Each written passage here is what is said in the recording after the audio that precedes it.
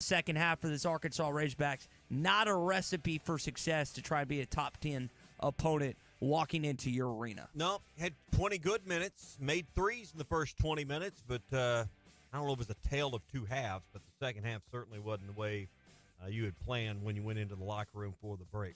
All right, that's where we begin on a Too Stupid Thursday. Glad you are with us. The McClarty Daniel hotline is open, 877-377-6963. We're brought to you by Sassy's, 2 locations in Fayetteville. Hey, if you didn't get out last night because you went to the game, or maybe you were I was at a high school game last night as well. A lot of people got things going on this week. Maybe Valentine's Day couldn't happen on Valentine's Day for you. Sassy's is there.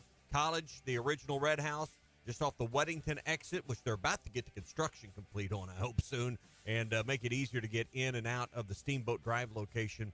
Award-winning wings, tender brisket, great pulled pork, wonderful sides, something on the menu for everybody, including great catfish as well.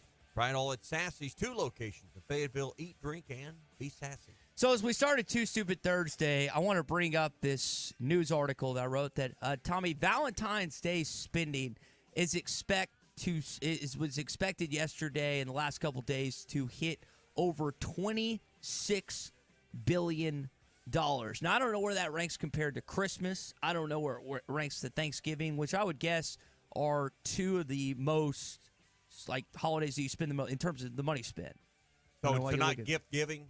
Yeah, in terms of gift giving. I don't know. I've never gotten a Thanksgiving gift. In terms of, just the amount of food and all the stuff leading up to that point. Because, again, it's not just about gifts. It's about the holidays, the decorations, the food, and everything leading up to that point. All right. But $26 billion to me is stupid that people spend that amount each and every year. Some go over the top. Some take it easy like you did. I think that's probably the way to go about doing it.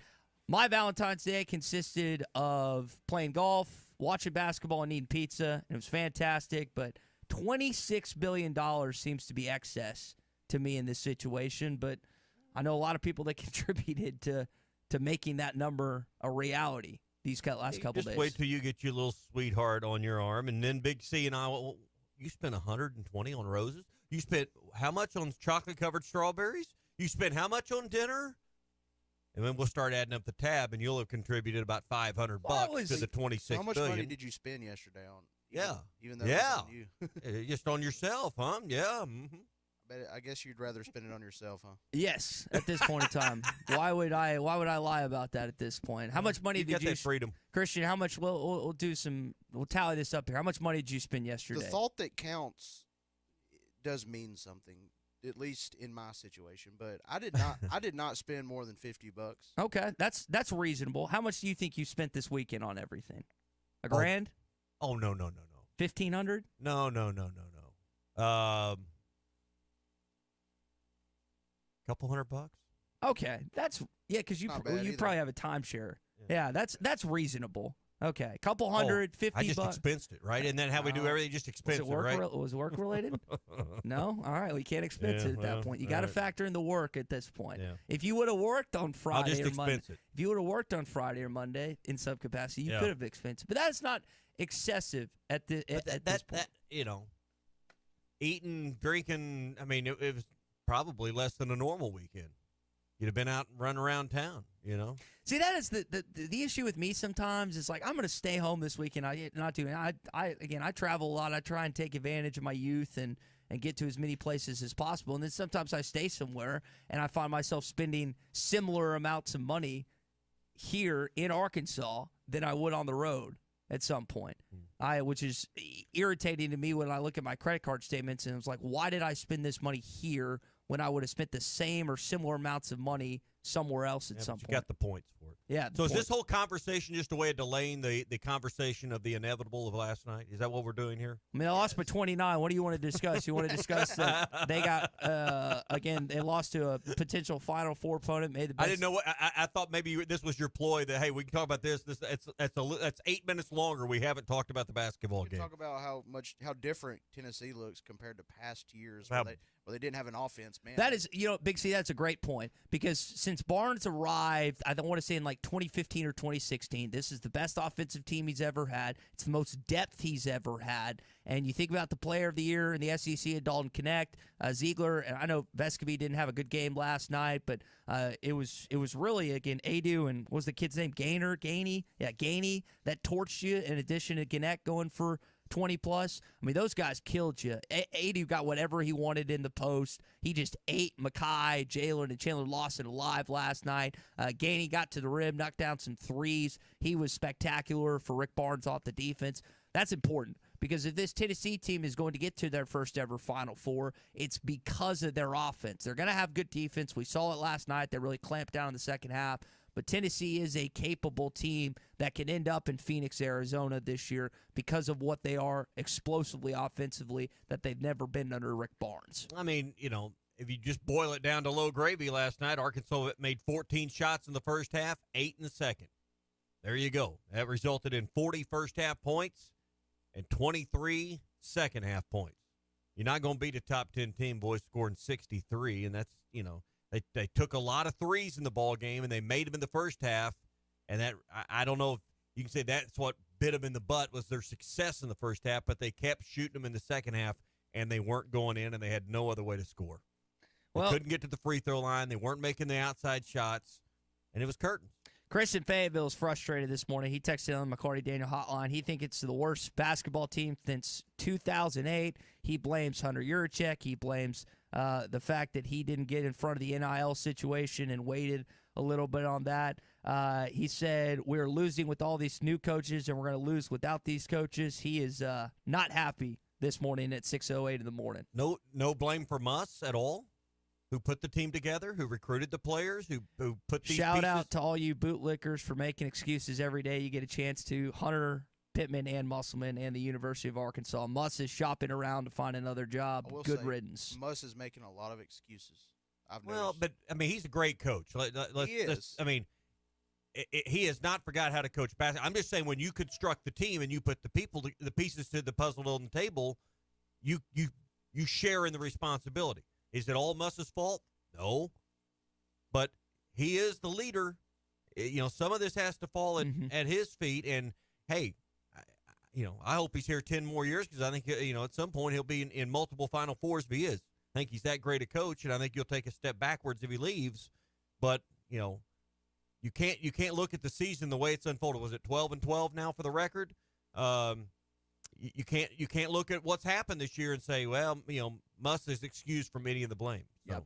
All right, we'll continue to react to last night's game here on a Too Stupid Thursday. If there's anything that occurred on your Valentine's Day evening or day that was stupid, you jump in here again on the McCarty Daniel hotline at 877-377-6963. We're going to hear from Eric Usman. We're going to hear from Dave Van Horn. The college football playoff looks like it's headed in a certain direction with ESPN, and also want to talk about Vern Lundquist, who will be calling his final Masters this coming April. All that is coming up. Find us on 99.5 and 1290 in Northwest Arkansas, 95.3 in Fort Smith in the River Valley, 96.3 in Hot Springs in Central Arkansas, 104.3 in Harrison and Mountain Home, 97.1 in Camden and South Arkansas, and everywhere on hitthatline.com. Get ready for adventure with unbeatable deals at Wheels RV now through the end of February. We're rolling out the red carpet for you with our exclusive employee pricing event on select in-stock trailers. That's right, you pay what we pay. It's our way of saying thank you for choosing Wheels RV. Employee pricing on select models. RV show pricing on all new and used inventory. Hurry in, this offer is for a limited time only. Visit Wheels RV today for details and to start planning your next great adventure. Seek, explore, discover with Wheels RV. This is the Morning Rush. Jam-packed house here in Fayetteville, Arkansas. Hi, folks. Larry Rath here for Rath Auto Resources and the Meineke Car Care Center. We know that now more than ever, you want to maximize your tax refund, and we're here to help with road-ready certified pre-owned vehicles. They are simply the best used cars you can buy. Plus, our experience and relationships with the banks and lenders helps us get the payment you need while keeping more of your money in your pocket. Maximizing your money, another reason all the happiest drivers are rolling with Rath. Rath Auto Resources and the Meineke Car Care Center, just north of Phoenix on Towson, Fort Smith. Exciting UAFS basketball returns to the Stubblefield Center in Fort Smith on Saturday, February 17th, when the Lions host the Rattlers of St. Mary's University for homecoming. Doubleheader action begins with the women at 1, followed by the men at 3. Tickets are just $8 and free for children 12 and under. Get yours today at uafs.universitytickets.com and celebrate homecoming with the UAFS Lions. Clogs? Nobody wants a clog. West Ark Plumbing knows that clogs are a serious issue. They can signal that bigger problems are on the way. So contact West Ark Plumbing while the problem is small. Slow shower and sink drains, gurgling toilets, and outside cleanouts making a mess? Call 479-646-5151 today. West Ark Plumbing and expert drain cleaning since 1993. They keep you flowing. If you have slow drains or high water bills, call West Ark Plumbing and expert drain cleaning service. 646-5151. Billy, can I ask you a question? You just did. Seriously, we are getting a lot of positive comments about you. What's your secret? Oh, I just follow the 4 W's. 4 W's? Aren't there 5? 5? Yeah. What, where, when, why, and who? Wes, who starts with an H? That's how. I don't know how. It just does. No, who starts with a W? You sure? Positive. Anywho, my 4 W's are, what would Wes want? I picture every customer like there's you asking for something. What you want is what they want. What would Wes want? WWWW, 4 W's, makes 8 U's. Huh? Treat customers like you, and it doubles the people. Pretty simple the way I see it. 4 W's. What would Wes want? Billy, you're brilliant. Eat Jim's RazorbackPizza.com.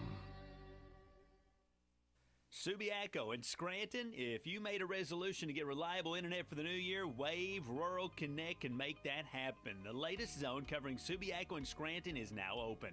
Make this New Year's resolution come true with internet, TV, and phone service from a local provider you can trust. Order online at signup.waveruralconnect.com or phone 1-833-492-8372. Arkansas Valley Electric and Wave Rural Connect, changing the communities we serve. Have your travel plans changed? Looking for a place that's close to home and keep your family safe? Gaston's White River Resort is located on the beautiful White River. They offer private accommodations in their lodges and cabins. Most cabins have a fully equipped kitchen or let their restaurant staff deliver to your cabin. Call 870-431-5202 and change your plans to Gaston's White River Resort. Gaston's White River Resort, a first-class time, every time. At Southern Tire Mart, we look out for you and your vehicle. Come visit us for America's most trusted brands like Michelin Tires and top-of-the-line service. You can depend on Southern Tire Mart and Michelin Tires to keep you rolling. Come see us at Southern Tire Mart, just off I-540 exit 14 in Fort Smith, for Michelin tires that fit your needs and service that cares for you like family. Your home for every Razorback football, basketball, and baseball game. ESPN 95.3.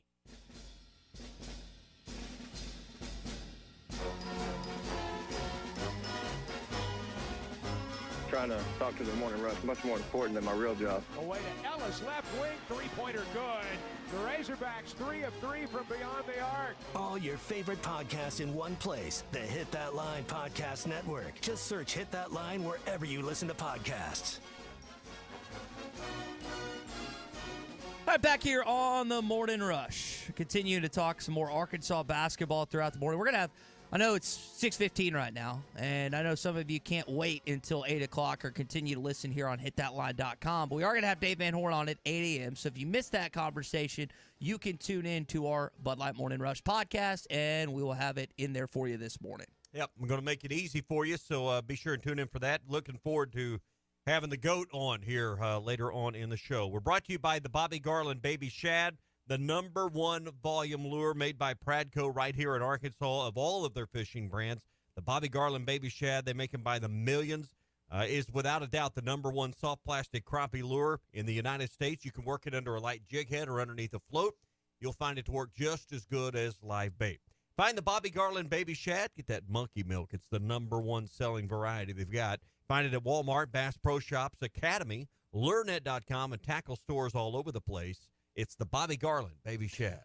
I don't want to spend too much time on this, but I do think it's important we mention what happened in Kansas City, Missouri yesterday at the Chiefs parade, which, again, supposed to be a celebration. Patrick Mahomes, Travis Kelce, Andy Reid, all the Chiefs that accomplished something. Whether you like the Chiefs or not, you don't want, in any case whatsoever, to see what happened yesterday where you did have at least 20 people shot, one person killed. I actually did some research. She's actually a radio DJ, a mother of two in town, which you just hate to see anyone die, but for our connection radio-wise, police say that 3 have been detained. I don't think about celebrations like that being a security issue and all that. That never even enters my mind, but unfortunately that happened in Kansas City yesterday. I'm waiting to see a few more details. I don't think this was – I don't know. I hope when we find out what the details, was this planned around the parade and in the gathering of people, or was this just a heat-of-the-moment incident that occurred that just happened to be at the parade? We need more details on exactly what happened, but what we do know is, the tragedy of what was supposed to be a big celebration now ruined, by the act of, I guess, 3 people or whatever you said, 3 detained. So not a lot of facts or a lot of details, at least, that have come out, nor should they yet, as to why this happened and what exactly happened. We just know that one life was lost. I imagine somebody that one of us 3 knows may have even been at the parade. Yeah. I know at least 10 people that were there. I don't know how close they were to that situation, but I can tell you from Instagram that I know that a good chunk of them were there. And I guess it's in my mind, I kind of equate it to the Boston Marathon bombing. I mean, that was a planned, orchestrated terrorist attack. I don't think that this is that, but this is similar in the nature that you had a gathering of people that, in the Boston Marathon's a celebration in and of itself. So, I mean, it's just, again, what was supposed to be nothing but happiness and celebration turned tragic pretty quick and really dampened what should have been a great day for their organization. Yeah, so we'll touch on that a little bit throughout the morning, but I do think it's important to mention because it is, again, a kind of sports intertwined conversation when it comes to the Kansas City Chiefs and really the state of Missouri in that situation. We didn't get to this topic yesterday, but I do want to approach it now. ESPN and the College Football Playoff are in another agreement for a 6-year, $7.8 billion extension. So much you can't even say it. Yeah, they've got 2 more years on this current contract. This next one will go through the 2031-32 season. There's still some things that they have to sort out in specifics in terms of the revenue distribution, the model which they're going to accept the certain teams for qualifications. But that is the big college football news story that has happened this week in this sport. We still got, again, 200 some odd days till we get going with college football, till Arkansas is back playing in War Memorial Stadium for their opening game against UAPB. But I know there's a lot of opinions on this. One of the interesting notes that I saw in the Athletics piece is that ESPN has the option to sub-license this, which my interpretation of that, based on what I read, is if they want to, again, push it on CBS or Fox or someone else, they're going to have the ability to do that. I come from the belief, and Kevin Warren, the former Big Ten commissioner, thought the same thing. You follow the NFL model. That's the one thing I didn't think the SEC did right, is solely putting all their eggs in the ESPN ABC basket. I thought they should have done it with Fox, CBS, and ESPN and spread their conference across multiple channels. They elected to go with ESPN. In this case, the College Football Playoff is electing to add the other games to ESPN, but again, the intricate detail that you can sub-license it out leads me to believe that that could happen in the future, and it could be on multiple channels, not just ESPN's network. But it's not just about linear TV anymore. And I agree. I don't disagree in principle with what you're saying, but there's no one better in the industry with getting the games and the content to a screen, phone, tablet, computer, than ESPN ABC. No one in sports does a better job. Fox, I mean, how many games you watch on I've got the Fox app, but how many games you watch there? Very few. No one does a better job of creating the habitual avenue for watching content than ESPN because they got so much of it. So that's got to be a big consideration when you're the College Football Playoff Committee or you're the SEC, is who can you partner with that can push your content to the next generation of sports viewers? We think about it just turning on our TV. That's becoming the old school way, the old school model.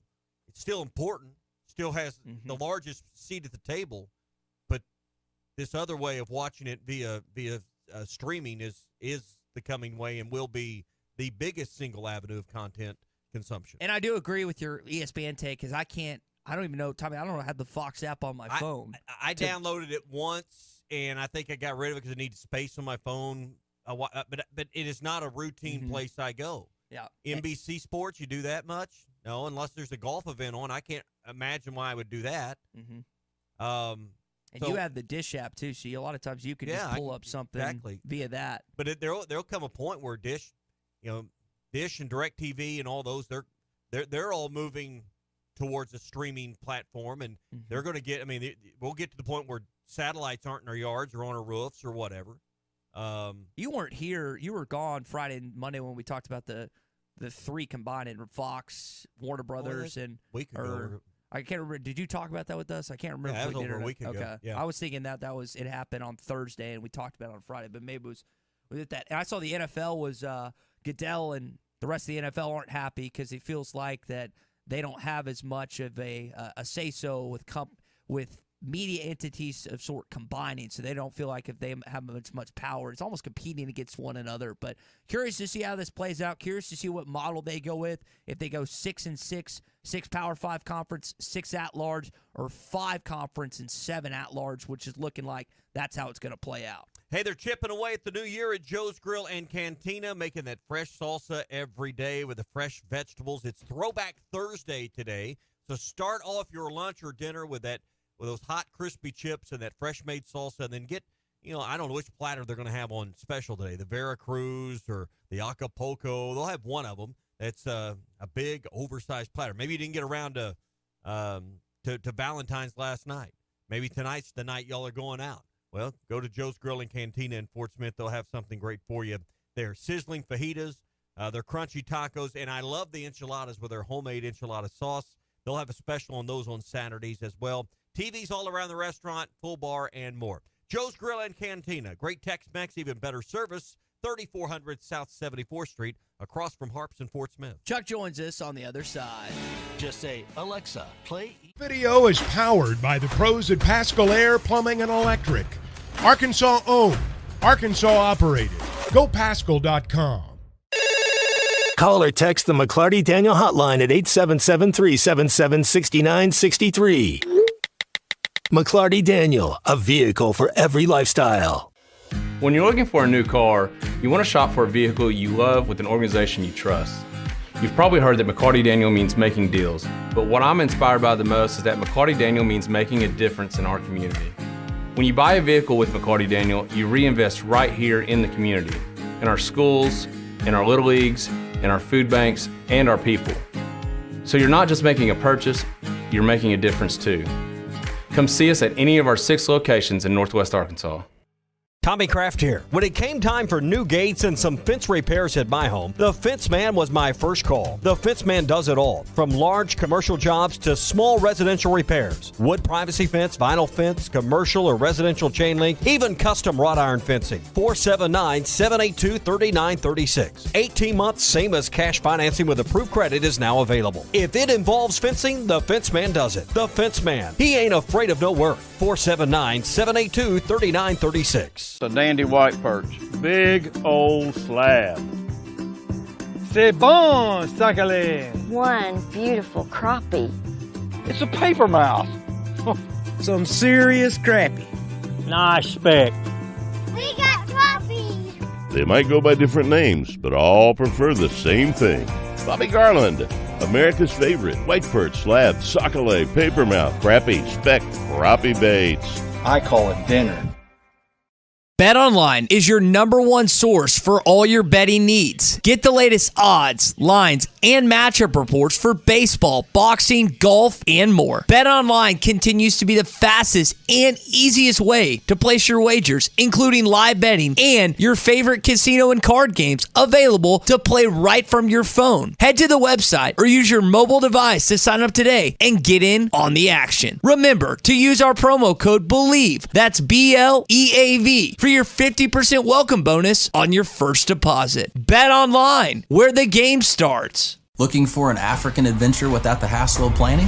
Kruger Safari Club has got you covered. Our custom hunting and safari packages take care of everything from transportation to accommodations, so you can focus on enjoying the experience of a lifetime. With our team's extensive knowledge of the best hunting and safari spots in South Africa, Mozambique, and Zimbabwe, you'll have access to some of the most breathtaking views and exciting game hunting opportunities on the planet. And with our commitment to ethical hunting and giving back to the local community, you'll know that your trip with us is making a positive impact.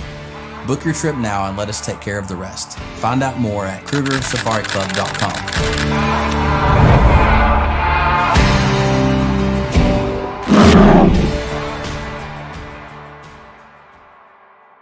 Are you looking for the best Razorbacks insight and analysis? Hell yes. How about listening to an Arkansas football legend? Matt Jones, all he does is make big plays. What's the voice of the Hogs have to say? Hey, what a great crowd last night. Don't forget about the Omahogs. The Hogs are going to Omaha. Matt Jones, Chuck Barrett, and Phil Elson, the best in the business on the Hit That Line Podcast Network. Go to hitthatline.com or search Hit That Line wherever you listen to podcasts. Don't forget to rate, review, subscribe, and share. Are you in need of a good power washing? Mike Jr.'s Mo Wash is a full-service pressure washing corporation with over 15 years of experience in the River Valley and Northwest Arkansas. Cleaning services include exterior home, fence, driveways, walkways, gutters, pool deck cleansing, and more. We remove dirt, grime, and more to give you that sparkle you desire. Call me at 479-763-5561. We're open Monday through Saturday from 7 a.m. to 9 p.m. Mike Jr.'s Mo Wash, one call, cleans it all.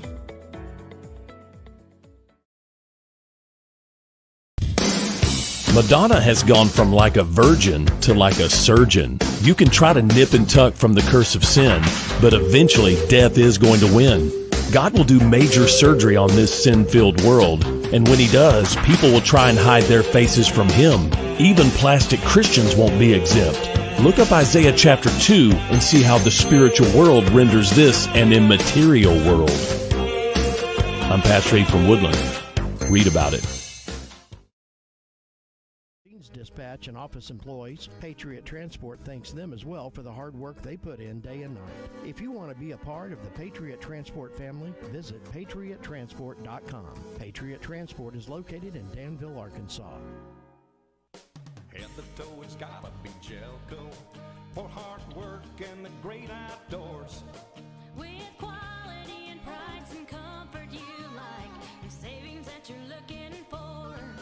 We've got the shoes and boots, steel toes too, outerwear and a whole lot more.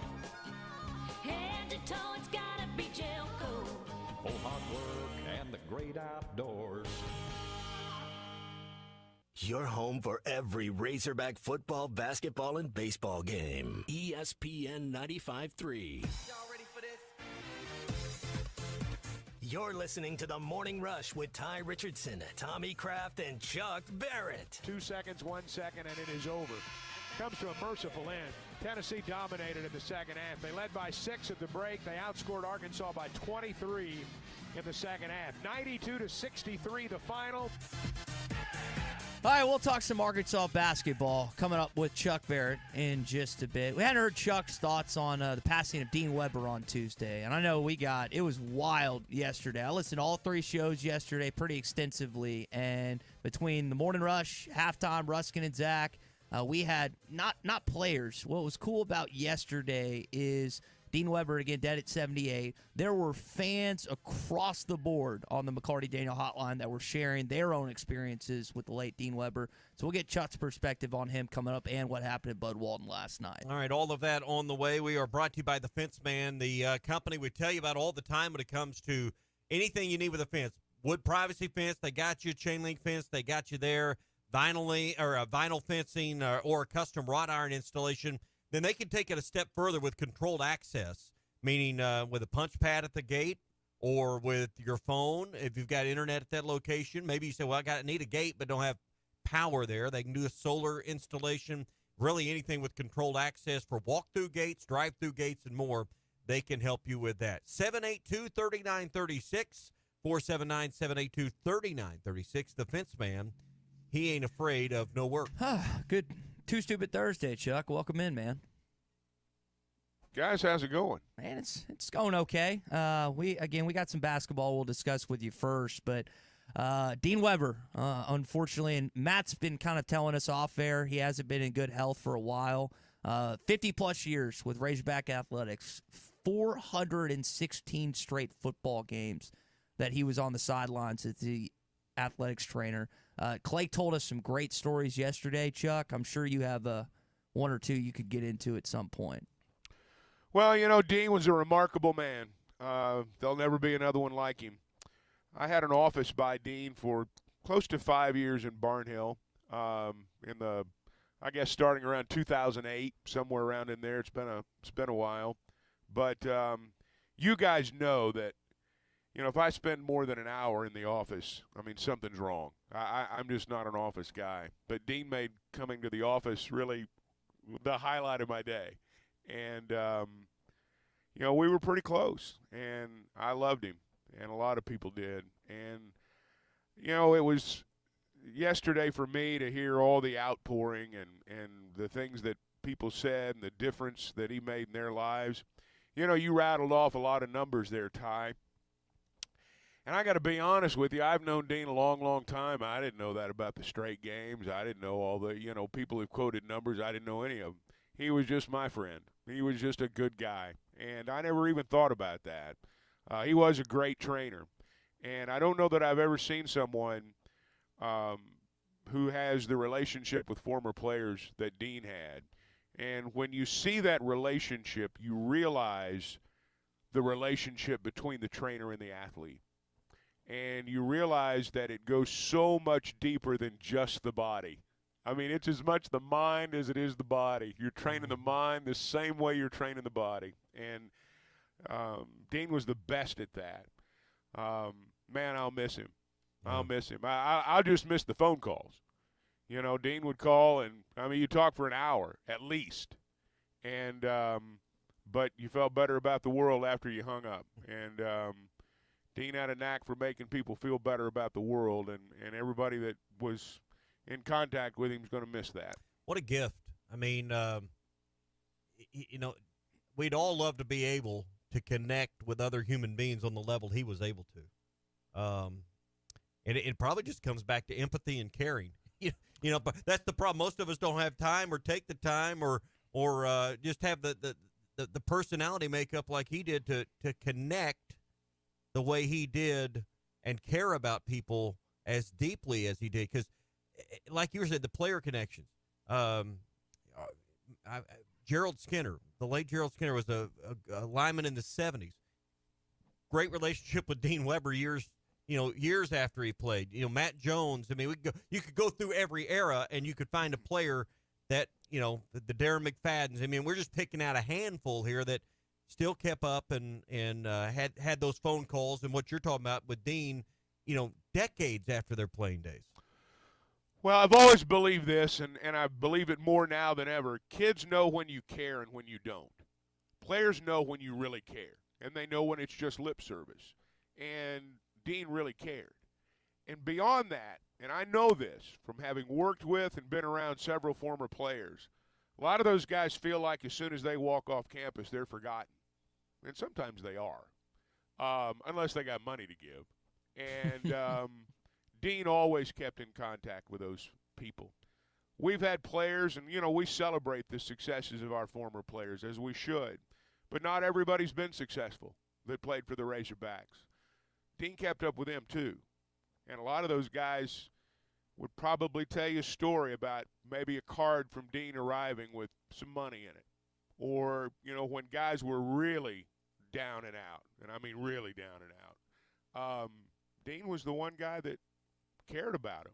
I mean, when they were 40 years old, and if you played for Arkansas and you were part of that football team and Dean worked with you, you were part of his family for life. And he was really remarkable in that regard. Listening to the phone calls, listening to the conversations, really enjoyed hearing Matt give his personal perspective because they had obviously a very close personal relationship. But I think Dean was as much mediator as he was trainer. He'd be the mediator between the coach and the athlete, or maybe between the assistant coach and the head coach, or maybe between the administration and the group of coaches. He was kind of a go-between or a liaison in so many ways. He ran the program for the better part of 20 years. The players and the people inside the department know this. Dean ran that department. He did everything but coach the team. And he handled travel. He handled everything. I mean, he handled everything. He was the director of football operations before there was a title. He did it just in addition to being the trainer. He did it for free, if you want to know the truth. But Dean ran the show. And there was a time, the players will tell you this, with the exception of the head coach, and Coach Broyles, obviously, there was nobody with more stroke in that athletic department than Dean Weber. Yeah. If you fell on Dean's bad side, woe be to you. But if you were on his good side, you were there for life. Now, look, Dean was not always a warm, fuzzy guy. It was tough love. But they knew that he loved them. And when they know that you love them, you can say anything directly to them.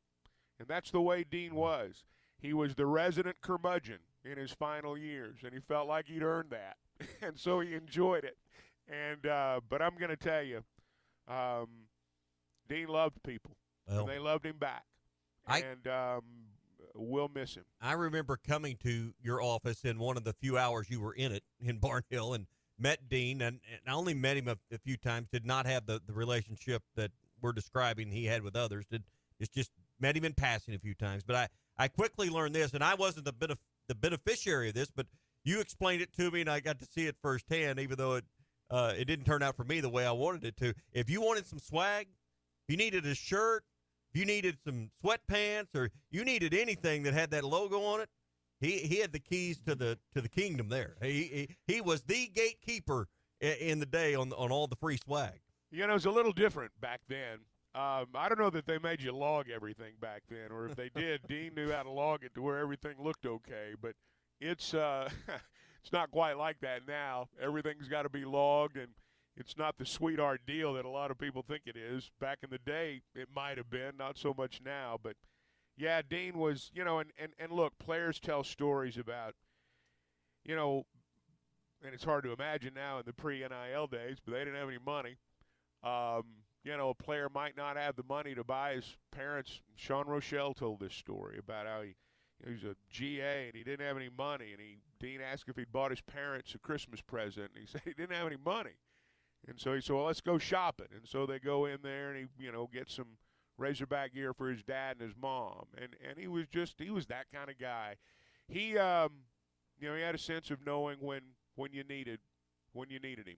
And he was always there. Even Dave Van Horn, as we close down this conversation, even Dave Van Horn had some things to say about Dean, which, again, met him as a player back in the day and knew him in the athletics department. I've known Dean since I was a player here, 1981, 82. I mean, Dean, I just have a lot of memories of him because we all were in the same area up there in the Broyles Center, football, baseball, everybody. It was football's area, but we were all in there. We didn't feel comfortable in there all the time, didn't want to be in there getting any treatment. But Dean, he took control of that room. I mean, you could hear him snapping around and popping off and getting right back with those young guys and getting after guys that he didn't feel that should be in there. And just, his career has been so many years here at the University of Arkansas and, was finished up in the foundation. And he's always been a big fan of baseball here. And he'd come by and we'd talk a little bit. Every time I'd go by there, we'd talk. And he'd always want me to just come and sit in his office and we'd talk about the old days for a little bit. But it's super sad to see someone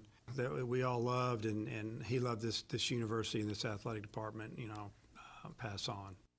When Dean was inducted into the Arkansas Sports Hall of Fame in Little Rock, I guess it was 2018, I emceed that night, and I'll never forget that. You know, Dean gave a speech that brought the house down, as you might imagine. But the players will tell you, and I say this with love in my heart, he was the trash-talkingest old man that ever lived.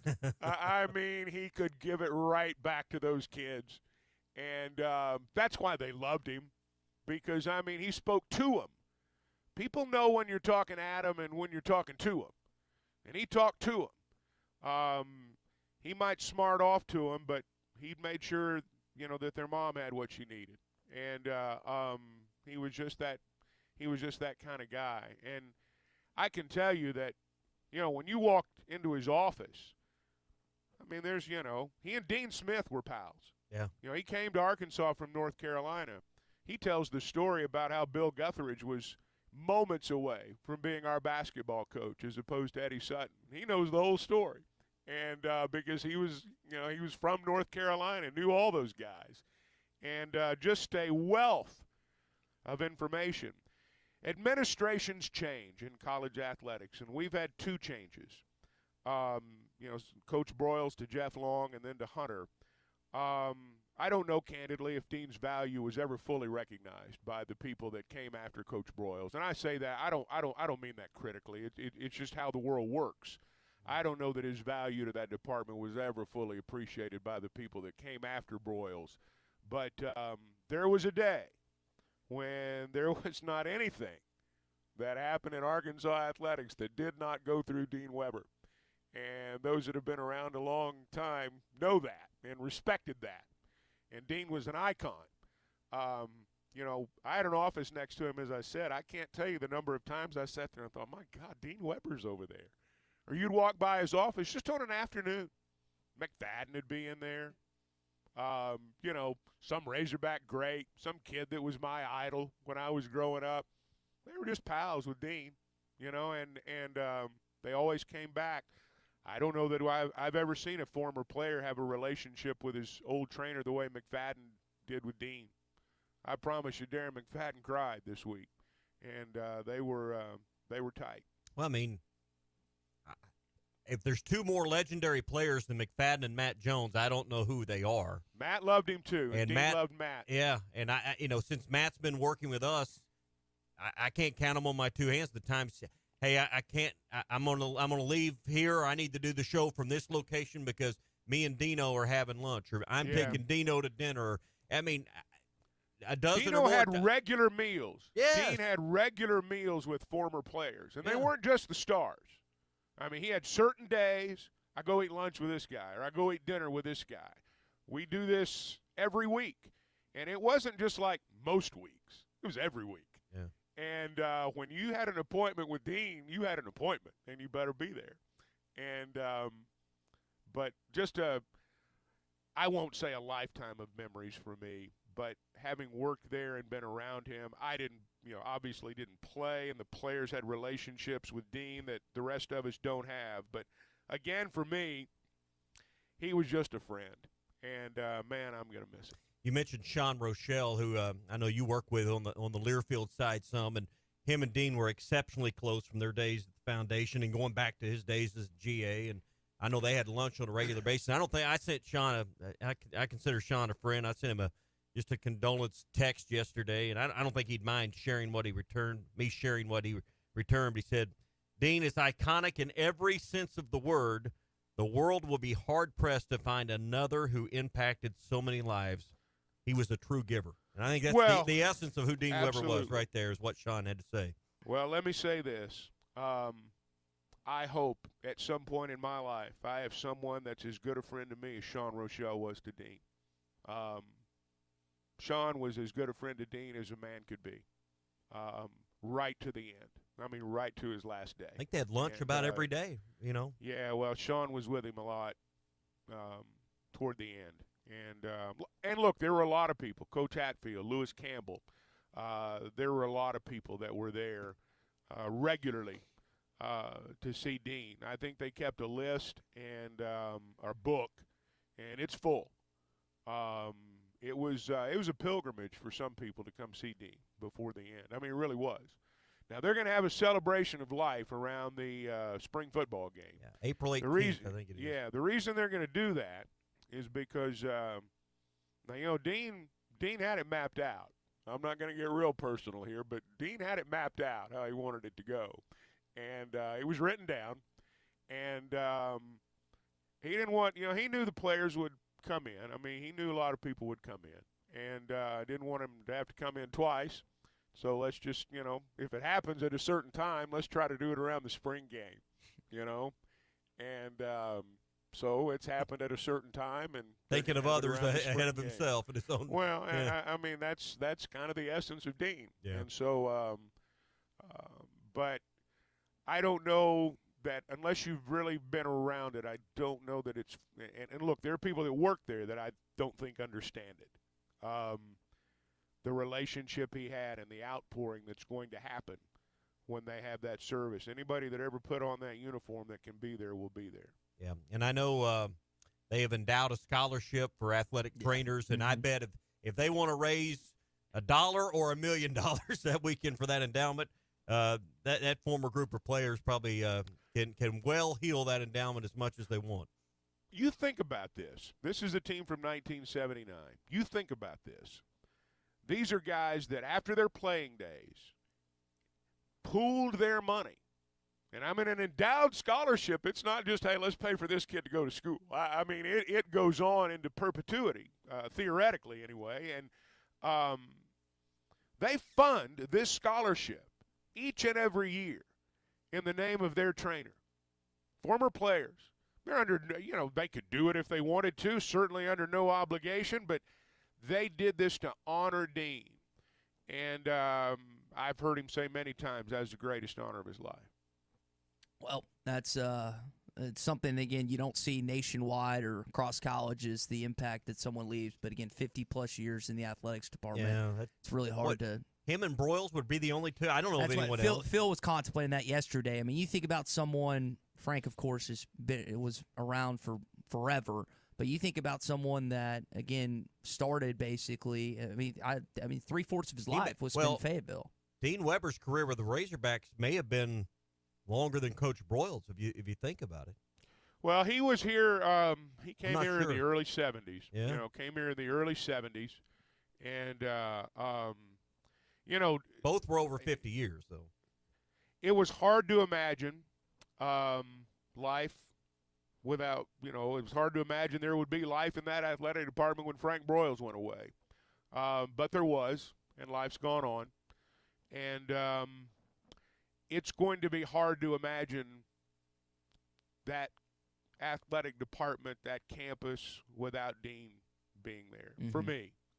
Because he's just – and anyone that knows him knows, I mean, he got to the office at 4:35 in the morning.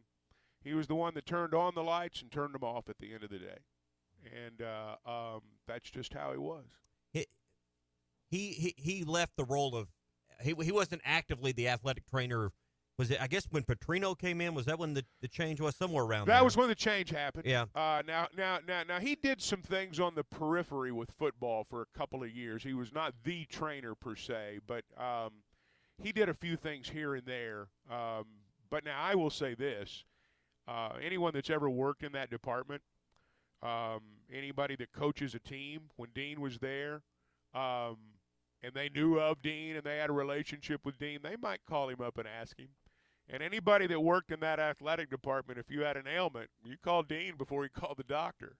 Yeah. Because Dean could tell you what the deal was and he'd tell you who to call. Yeah. My guess would be every day there was somebody in that athletic department that said, hey, Dean, man, my shoulder's been hurting, or, Dean, my wife's ankle's not feeling real good, or my kid did this. And Dean, well, what happened?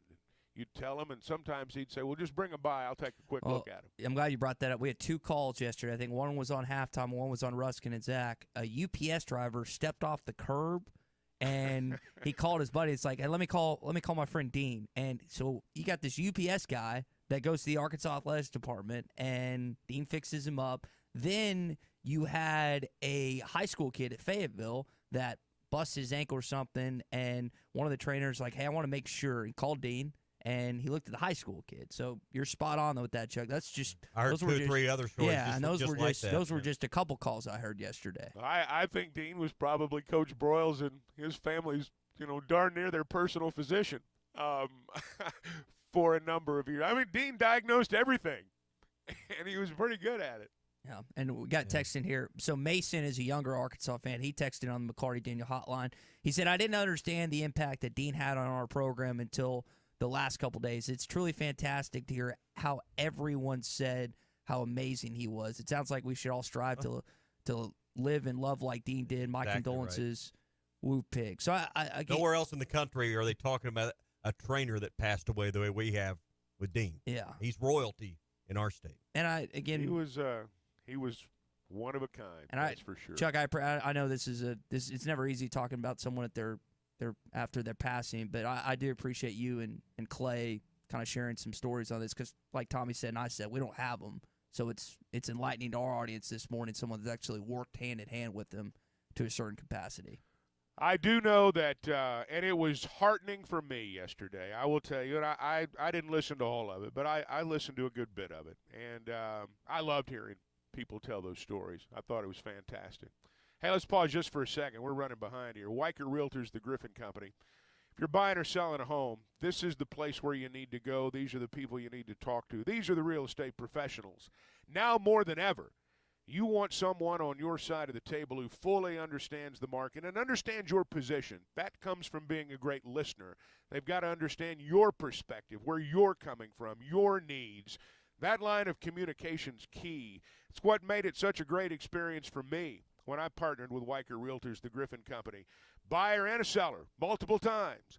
We got from contract to close, and I was happy on every occasion. And I think that'll be your experience, too.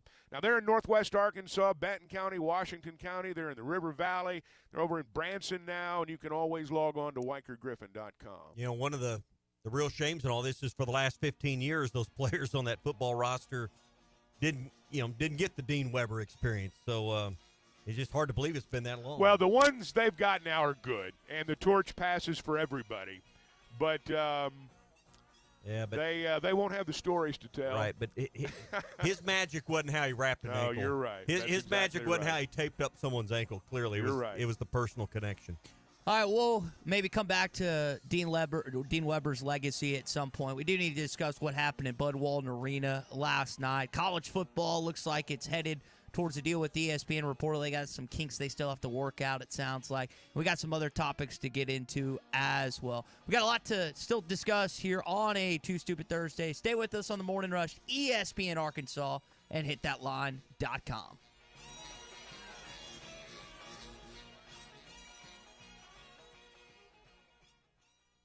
Get ready for a new year of work with limited time savings on Bobcat equipment at Bobcat of Northwest Arkansas and Rogers. Get as low as 0% for 72 months on a Bobcat compact tractor, or choose a free front-end loader when you buy with cash. Special offers are also available on Bobcat zero-turn mowers with financing as low as 0% for 48 months, or rebates up to $900 on select models. Call Bobcat of Northwest Arkansas or come by to get these great deals. Hurry, these offers end March 31st. Some exclusions apply. Get ready for adventure with unbeatable deals at Wheels RV now through the end of February. We're rolling out the red carpet for you with our exclusive employee pricing event on select in-stock trailers. That's right, you pay what we pay. It's our way of saying thank you for choosing Wheels RV. Employee pricing on select models. RV show pricing on all new and used inventory. Hurry in, this offer is for a limited time only. Visit Wheels RV today for details and to start planning your next great adventure. Seek, explore, discover with Wheels RV. Tired of cleaning out clogged gutters? Say goodbye to muck and mud and shingle grit with Leaf Guard gutters, the only true single one-piece covered gutter system on the market. Hey everybody, Roger Scott for Leaf Guard Gutters of Arkansas. Never risk your life again climbing up on an extension ladder. Leaf Guard gutters are guaranteed to never clog, giving you peace of mind year-round. We're excited to announce our Winter Savings Event. Looking for 30 homeowners to participate in our exclusive Winter Savings Event. New orders only. Other restrictions may apply. That's all you got to do is talk to a sales associate for more details. 30 lucky homeowners will receive half off labor on a complete Leaf Guard system. Do not miss out on this incredible offer. Spots are limited, so you want to hurry up and do this now. Call to schedule your free estimate and secure your spot in our winter savings event. Plus, ask about our 18 months no interest financing. Senior and military discounts are also available with minimum purchase and approved credit. Call 501-664-5400 or check them out at leafguardandmore.com and start enjoying worry-free gutters with LeafGuard. This is the Morning Rush. Subiaco in Scranton, if you made a resolution to get reliable internet for the new year, Wave Rural Connect can make that happen. The latest zone covering Subiaco in Scranton is now open. Make this New Year's resolution come true with internet, TV, and phone service from a local provider you can trust. Order online at signup.waveruralconnect.com or phone 1-833-492-8372. Arkansas Valley Electric and Wave Rural Connect, changing the communities we serve. Hi folks, Larry Rath here for Rath Auto Resources and the Meineke Car Care Center. We know that now more than ever, you want to maximize your tax refund, and we're here to help with road-ready certified pre-owned vehicles. They are simply the best used cars you can buy. Plus, our experience and relationships with the banks and lenders helps us get the payment you need while keeping more of your money in your pocket. Maximizing your money, another reason all the happiest drivers are rolling with Rath. Rath Auto Resources and the Meineke Car Care Center, just north of Phoenix on Towson, Fort Smith. This is a public service announcement for hard seltzer lovers. Neutral Vodka Seltzer has arrived. Made with simple ingredients like vodka, seltzer, and real juice. Neutral tastes good. Like real good. So good that you'll never want to drink another artificial tasting seltzer again. Neutral's light and refreshing taste will show you what a vodka seltzer can be. Try Neutral, the one with the umlaut. Copyright 2023 Neutral Distilled Spirit Specialty, Los Angeles, California. Enjoy responsibly. Have your travel plans changed? Looking for a place that's close to home and keep your family safe? Gaston's White River Resort is located on the beautiful White River. They offer private accommodations in their lodges and cabins. Most cabins have a fully equipped kitchen or let their restaurant staff deliver to your cabin. Call 870-431-5202 and change your plans to Gaston's White River Resort. Gaston's White River Resort, a first-class time, every time. Hey, this is Ty Richardson for Jake Neal and his team at Jerry Neal's Barbecue. Jake's dad, Jerry, started cooking barbecue at Jerry Neal's in 1977, and Jake took over and has been doing the same thing ever since. I got ribs the last time I was there. Woo! Man, they were good. Don't forget about the catfish either. It's cooked to order, so it's hot and fresh every single time. The best catfish in the River Valley. Jerry Neal's Barbecue, Catfish, and Catering, 1823 Phoenix Avenue in Fort Smith. Remodeling your bathroom? Don't let your imagination be limited by out-of-the-box shower doors or tub enclosures. Arkansas Glass and Mirror is your local source for all things glass, including plexiglass, mirrors, and shower doors since 1964. Arkansas Glass and Mirror has more selections, better prices, and the experience to help you build the shower of your dreams. They also have the only showroom in the area to help you create those dreams. Professional installation and professional service. Only at Arkansas Glass and Mirror, 1316 South Zero, Fort Smith, or online at arkansasglassandmirror.com.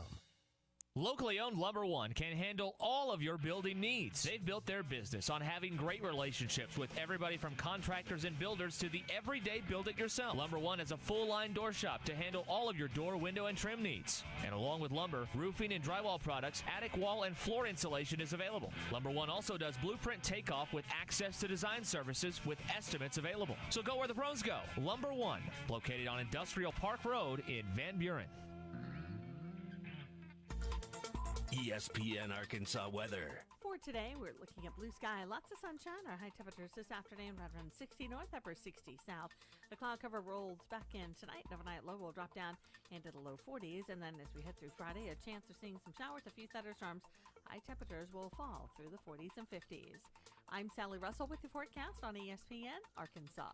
The weather is brought to you by Come Get You Some, Arkansas's premier off-road superstore. Call 782-MUD today. KERX, Paris, Fort Smith. Hey, we can't make you a morning person, but we can make your mornings. ESPN 95.3. This hour of the Morning Rush is brought to you by Bud Light, brewed with the best barley, rice, water, and hops to be America's favorite light beer. Bud Light, please drink responsibly. Arkansas, Tommy's been put in a lot of primetime games. Unfortunately, haven't lived up to what you were expected to from at the SEC and ESPN, but you're playing a lot of late games this year because both the network and the conference thought you were going to be good. and it just hadn't panned out that way. Hey, this is Darren McFadden, and you're listening to The Morning Rush. Live from the Bush Light Studios. Heard all across ESPN Arkansas and hitthatline.com. Hit that line. This is the Morning Rush with Ty Richardson, Tommy Kraft, and Chuck Barrett. You're in need of a serious attitude adjustment, young man. You better get your priorities straight. Produced by Christian Johnston. In spite of the juvenile snickers of some, this is a serious matter. Call or text the Morning Rush on the McClarty Daniel hotline. With 6 locations in Springdale and Bentonville, a good deal is never too far away. You don't need to wear a ball cap, man. You need to let those golden locks flow. Yes, sir. Unfortunately, it was a dunk fest for the Tennessee Volunteers last night as they get a 29-point victory in Bud Walton Arena. And we were talking about some game notes yesterday. I didn't realize till I heard it, I think on halftime, that Tennessee had lost 7 straight in Bud Walton. And I heard on the TV broadcast last night. But they did get a win. Rick Barnes has a Final Four equivalent type squad this season, and Arkansas does not. Their 5th 20-plus points loss to an opponent this year. And we'll continue to react to that coming up and hear what Eric Musselman had to say about that game last night as well. Hey, if you're planning your next trip to Fayetteville or Northwest Arkansas, maybe you're listening in Hot Springs or Harrison, Mountain Home, or any parts in between outside of Northwest Arkansas, if you need a place to stay or you're in Northwest Arkansas and you got family coming in, and Lord knows you don't want them staying with you, the Inn at the Mill is the place to stay in Northwest Arkansas. Several reasons why. Location's number one. Conveniently located off I-49 at the Johnson exit. The Inn at the Mill's got big, oversized rooms, and it's close to everything in Northwest Arkansas. 10 minutes from campus, 10 minutes from the AMP. I mean, great restaurants. There's just tons of stuff all around in either direction, north or south up I-49. High-speed internet that's great, easily connect, fast, stay in touch with the office or, working on your phone or tablet or whatever just for some entertainment. And you get the personal touch when you call and make your reservation. Once you're in their system, it makes rebooking even easier than the first time. 479-443-1800 is their number, 443-1800, or look online at inatthemill.com. Chuck, it was a 6-point deficit at halftime. Arkansas knocked down 6 of 13 from the three-point line, was really shooting the ball well, moving the ball well. Unfortunately, Tennessee kept the offense rolling in the second half, and Arkansas just kind of lost it a little bit. Yeah, it turned into a bludgeoning by the end. I mean, it really was. That lead, as they say, things escalated very quickly in the early part of the second half. And Tennessee's really good. I mean, Tennessee's got a Final Four type team. They've got all the ingredients, I'll say. You've got to get some breaks, you got to get some luck, but they've got all the ingredients. And, it got bad the second half. Yeah, here's Muss kind of on the second half, not getting to the foul line, important part of this team's game, and just weren't able to. Tennessee opponents, I think, in SEC play average over 22 free throws attempted. Tonight we get 15. We had a goal of trying to get there to 30. We thought that was a realistic goal. We got half of those. So we had to do a better job, I guess, playing through contact or initiating contact, because that was a big part of the game plan, and we were unable to get free throws attempted. Yeah, what he's saying there is they didn't call enough fouls on Tennessee is what he's saying. I mean, he worked him the entire game. And if you heard right there at the end, he said that was part of our game plan. They knew the only way they could stay in the game or ultimately have a chance to win the game was to get to the foul line, and they weren't getting those calls. And I think that's what frustrated him. He felt like had it been called differently, they might have gotten more free throws. I don't know if that's right or not, but that was his thought. Mm-hmm. And so I think that was the frustration that you heard there from him. Took 58 shots in the game from the floor, but 23 of them were three-point baskets. You're not going to get a chance to go to the free throw line very much when you're shooting that many threes. Well, and, Barnes said after the game that was part of their game plan. That was part of Tennessee's game plan, was to force Arkansas to shoot threes. Now, the game got ragged. I think Arkansas made their first 3 threes and then went 5 for 20 the rest of the way, if I'm not mistaken. I don't have the stats right in front of me. But, it was Tennessee's a whole lot better. Let's just start right there. Tennessee's a whole lot better. I don't think the outcome of the game, maybe the score, but winning and losing last night, it was not because Arkansas played horrible. It's because Tennessee was better. They'd have won either way, I think. Yeah, JT in Hot Springs text in, why do we need to talk about the game? A good team beat a bad team. That pretty much sums it up to this point. And I don't think because that bad team right now is our team. And you can't unfortunately, you can't just wipe that away. You can't. I mean, you can turn away from it, and I know a lot of people have. Yeah, and I came away, and I know Tennessee got rocked pretty good by Texas A&M in College Station. They couldn't hit a shot, and Texas A&M was hitting every three which way, shape, or form. But I came away, again, thoroughly impressed. I've watched Tennessee several times this season. I mean, Connect got 20-plus on you, but it was really Gainey and Adu that killed you last night. It's one thing to allow the probably SEC Player of the Year to get his, but those two guys I thought were the ones that really cut deep against Arkansas last night when defensively you're so keyed in on Connect, and those two guys took advantage of their opportunities. They've got a great point guard in Zakai Ziegler, and that's where it all starts. But, Muss said during the week, and these are things coaches say that sometimes go in one ear and out the other as we listen. He said Tennessee's the hardest cutting team I've seen this year. Now, coaches say things like that all the time. But I'm going to tell you, I watched them last night, and he's exactly right. And when they cut to the basket, I mean, they cut to the basket with a purpose. Dalton Connect's got as good a first step as I've seen, and that kid explodes. When he cuts to the basket, you will not find anybody cutting any harder than him. He's not the only one. But I thought that was a real key for them. When they get going downhill, you can't stop them. And Ziegler he's averaged, I guess coming into last night, he'd averaged 9 assists over the three previous games. Yeah. So, I mean, he's the one that makes it all run. I thought what Jimmy Dykes said last night pretty well summed it up. Dalton Connect's just a pro, happening to be playing a college game on a Wednesday night. I mean, he's a pro. I mean, there was scouts in the house. I mean, this guy, I don't know where he's going to go in the lottery, but it's going to be high. It's going to be early. I mean, think about this guy. You know where he went first? You know his first school? Northern Colorado? No. Prairie View A&M. He went to Prairie View A&M. Then he went to Northeastern Junior College in Sterling, Colorado. Then he went to Northern Colorado. Now he's at Tennessee. I don't know if the guy went to class or what. I don't know what the deal was. Or I don't know if people just didn't know who he was. This guy went to Prairie View A&M, Northeastern Junior College in Colorado, and then Northern Colorado. And now he's going to be a lottery pick in the NBA draft.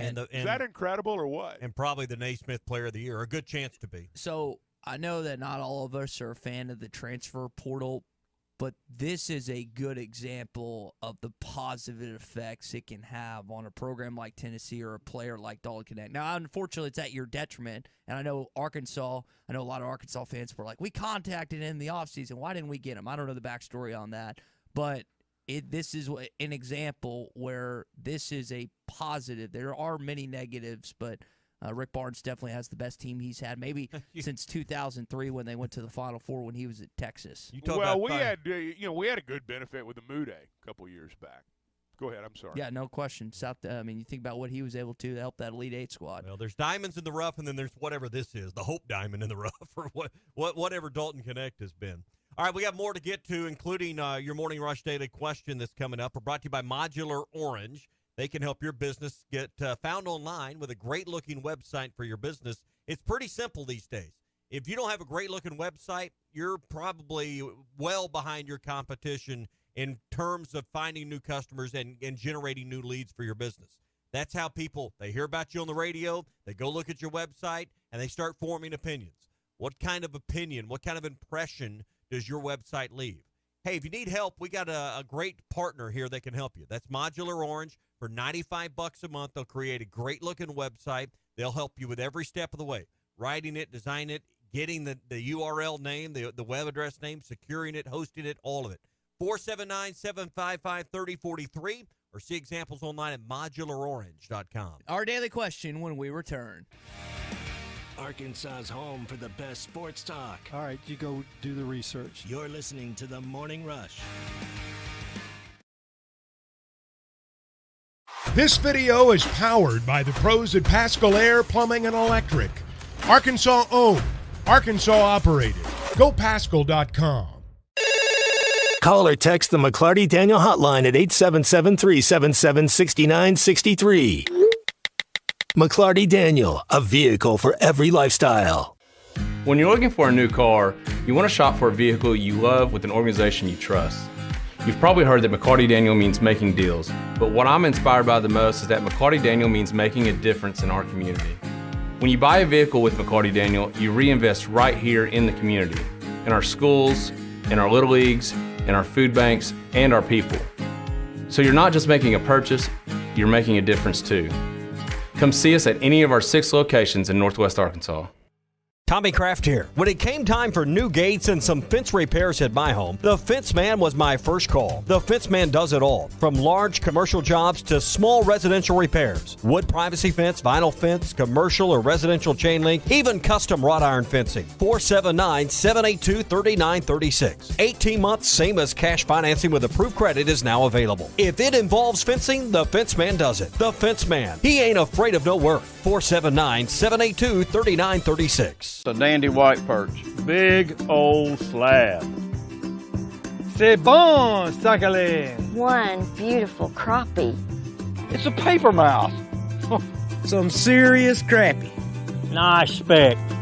We got crappie. They might go by different names, but all prefer the same thing.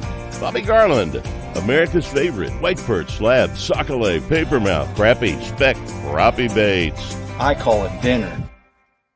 BetOnline is your #1 source for all your betting needs. Get the latest odds, lines, and matchup reports for baseball, boxing, golf, and more. BetOnline continues to be the fastest and easiest way to place your wagers, including live betting and your favorite casino and card games available to play right from your phone. Head to the website or use your mobile device to sign up today and get in on the action. Remember to use our promo code BELIEVE, that's BLEAV, for your 50% welcome bonus on your first deposit. Bet online, where the game starts. Looking for an African adventure without the hassle of planning? Kruger Safari Club has got you covered. Our custom hunting and safari packages take care of everything from transportation to accommodations, so you can focus on enjoying the experience of a lifetime. With our team's extensive knowledge of the best hunting and safari spots in South Africa, Mozambique, and Zimbabwe, you'll have access to some of the most breathtaking views and exciting game hunting opportunities on the planet. And with our commitment to ethical hunting and giving back to the local community, you'll know that your trip with us is making a positive impact. Book your trip now and let us take care of the rest. Find out more at KrugerSafariClub.com.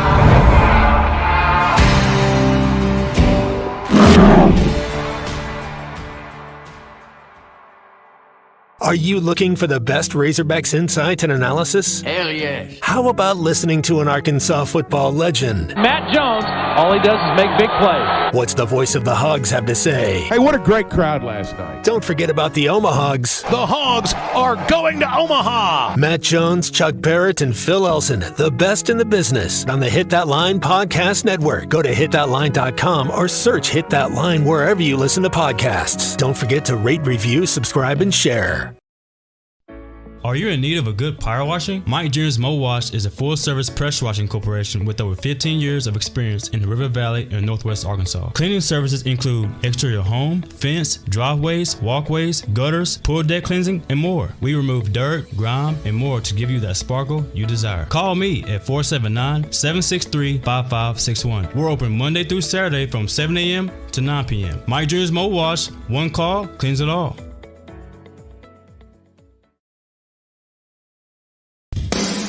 Madonna has gone from like a virgin to like a surgeon. You can try to nip and tuck from the curse of sin, but eventually death is going to win. God will do major surgery on this sin-filled world, and when He does, people will try and hide their faces from Him. Even plastic Christians won't be exempt. Look up Isaiah chapter 2 and see how the spiritual world renders this an immaterial world. I'm Pastor Abe from Woodland. Read about it. We'll wait for an answer. All right, so Notre Dame is playing Army in Yankee Stadium this season. I always think that these weird kind of odd games on different, whether playing surface or different just places all across the country, whether it's the Winter Classic, which will be played this next year on New Year's Day between the Chicago Blackhawks and the St. Louis Blues, basketball games on aircraft carriers. I don't know if Zach is going to try to go to this event. I got some Notre Dame people that texted me yesterday that are going to buy tickets. I love these type of events.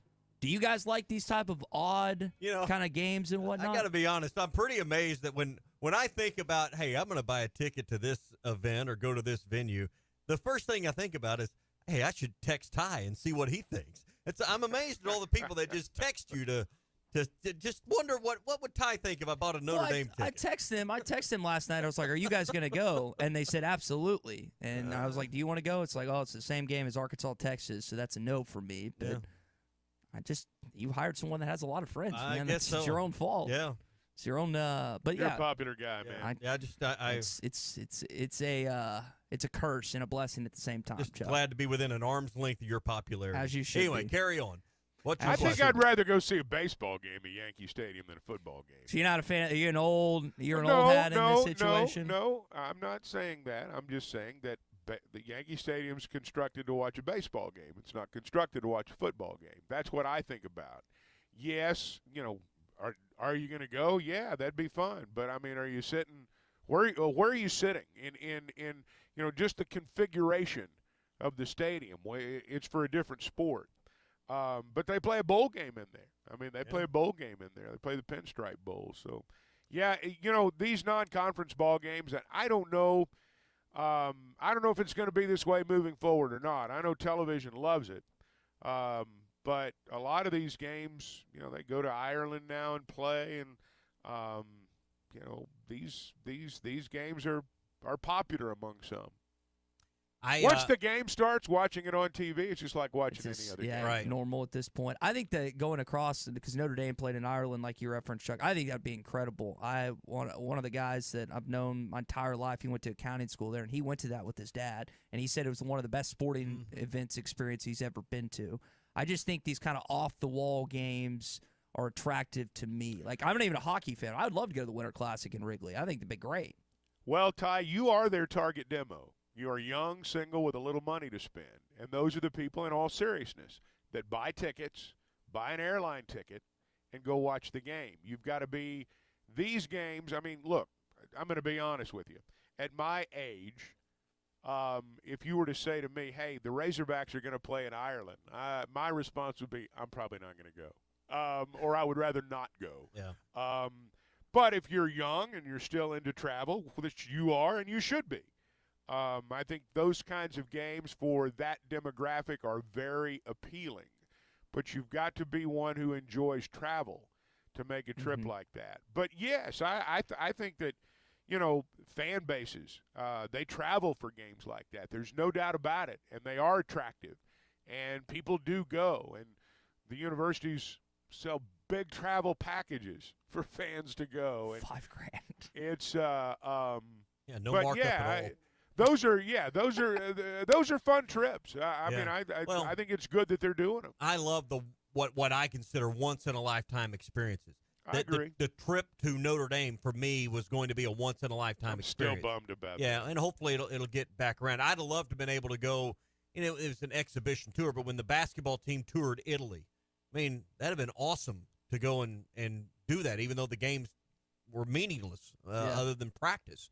But that would have been a once-in-a-lifetime opportunity. So when you play somewhere special, that's why I wanted to go to Utah, to BYU. Now, I know they're going to go back out and play Utah, but, And you loved every bit of that, didn't you? Well, yeah. I mean, but I like to go on things that you might not get to ever do again. Getting to go to Starkville or Oxford or Tuscaloosa or, name another city in the SEC, well, that'll come back around. Yeah. No, that makes sense. Arkansas's had some – you think about the last 2 years for basketball, and you mentioned the overseas trip, but Bahamas, Maui. I remember, what was it, 2018 when they played in El Paso at that military air base, which I thought was unique. I know it wasn't the best setup. We're very few fans were even allowed in on that. Yeah, that was a very different situation there, but it was cool. Yeah. It was cool to be on that base. There's no doubt about it. To play and I can tell you, when the Razorbacks have gone to Maui, I've been there with basketball and been to Honolulu with baseball. And when you take trips like that, and obviously the Bahamas, people do go. People do buy these packages. And for them, it is a once-in-a-lifetime experience. And you can tell that they are savoring every moment. Well, if something wild happens and Arkansas schedules a neutral site game against Nebraska in Dublin, Chuck, we can play a few rounds over there. And I'll be there. I'll be there. I can promise you that. Yeah. Well, for most of it sounds, hey, honey, I heard this really cool trip the Hogs are going to take, and we're going to go to Dublin, or we're going to go wherever. And it sounds really cool. We're going to play in the Maui Classic. Going to go to the Bahamas. And then you sit down and you start doing the homework, and you do the research, and you get the old American Express out, and you realize, TV don't sound so bad. You've got to want to go. You got to want to go, but you've got to be of means to do it. Frankly, let's just be honest. I looked at that Maui deal 2 year or year and a half ago, whatever it's been now. But that was going to be an expensive deal for a 5-day trip. That's a good trip, though, man. It was a great trip. That's a good trip. But would you have done it if the school wasn't paying for it? That's a guy that knows how to expense a trip right there. See, Chuck follows the line of thinking that I've had for 5+ years here at ESPN Arkansas. Take advantage of those expensible trips while you can. It is a great thing. It's the greatest. Yeah, it's made the greatest. Tommy's never going to approve your trip to Maui Tai. I hate to break that to you. If someone's going to Maui on the company dime, it's going to be you. It's going to be I me. will settle for the college towns that are just repetitive at this point. I'll let you drive to Starkville every other year. You're in. Listen, I'm going to Starkville this year. I can't wait. Go to Auburn, doing the whole thing again. Hopefully they have success like they did 2 years ago. But again, the question we started with is these kind of rinky-dink, off-the-wall games like Notre Dame and Army in Yankee Stadium. Do you enjoy them, or they just kind of? Hey, they'll be busting at the seams. There won't be an empty seat in the house for that game. All right, that's your Morning Rush Daily Question. It is brought to you by Red River Dodge in Heber Springs, Arkansas's #1 Ram dealer. Log on at redriverdodge.com. This hour of Chuck Barrett on the Morning Rush is presented by V's Barbershop with 2 locations in Rogers and Bentonville. Visit V's Barbershop online at vbarbershop.com or in person and see why V's is a cut above the rest. We got a great text from Ryan in Prairie Grove. We're talking about experiences and different vacations and trips. Ryan says, Ty, married with 3 kids at our age, a once-in-a-lifetime experience is going to Sonic on Friday. Well, I can tell you, when Laura and I get a chance to get away like we did last weekend, we just want peace and quiet. It ain't always about the hustle and bustle of the game. I mean, sometimes you just want to rest. So I get exactly where he's coming from. All right, let's talk to our friend Tom Murphy here on the Morning Rush with the Arkansas Democrat-Gazette and Whole Hog Sports. Tom, we will get to the basketball game in just a bit, but I first want to ask you about Dean Weber, who passed away earlier this week. You've worked for Whole Hog and Arkansas Democrat-Gazette since the mid-2000s. You've probably run into Dean once or twice. Do you have any memories of the late Dean Weber, as we've gotten plenty this week? Yeah, good morning, guys. Always a pleasure. And, yes, I do have memories. When I first got here, it was Houston Nutt's final season, Darren McFadden's final season, Felix Jones, Peyton Hillis. And I was struck by how closely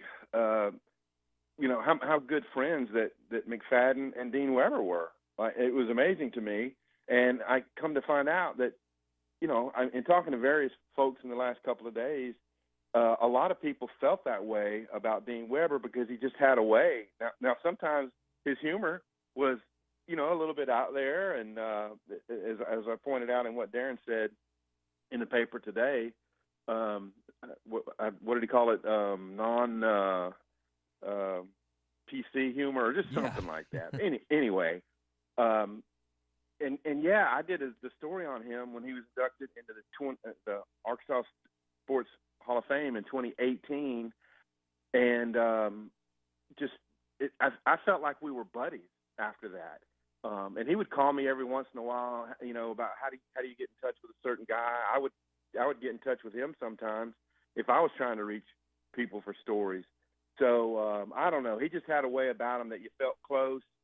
And when you see all the things that have been posted online about him, you come to understand. Even talking to Kevin Trainer at length yesterday, everybody felt that way, and that he was at Catherine's place on Weddington here the last few months, in and out of the hospital some, and the stream of folks to come see him, he bridged all the generations of Arkansas athletics from the time he got here in 1973 up until now. And, there's something to be said about his role in doing that.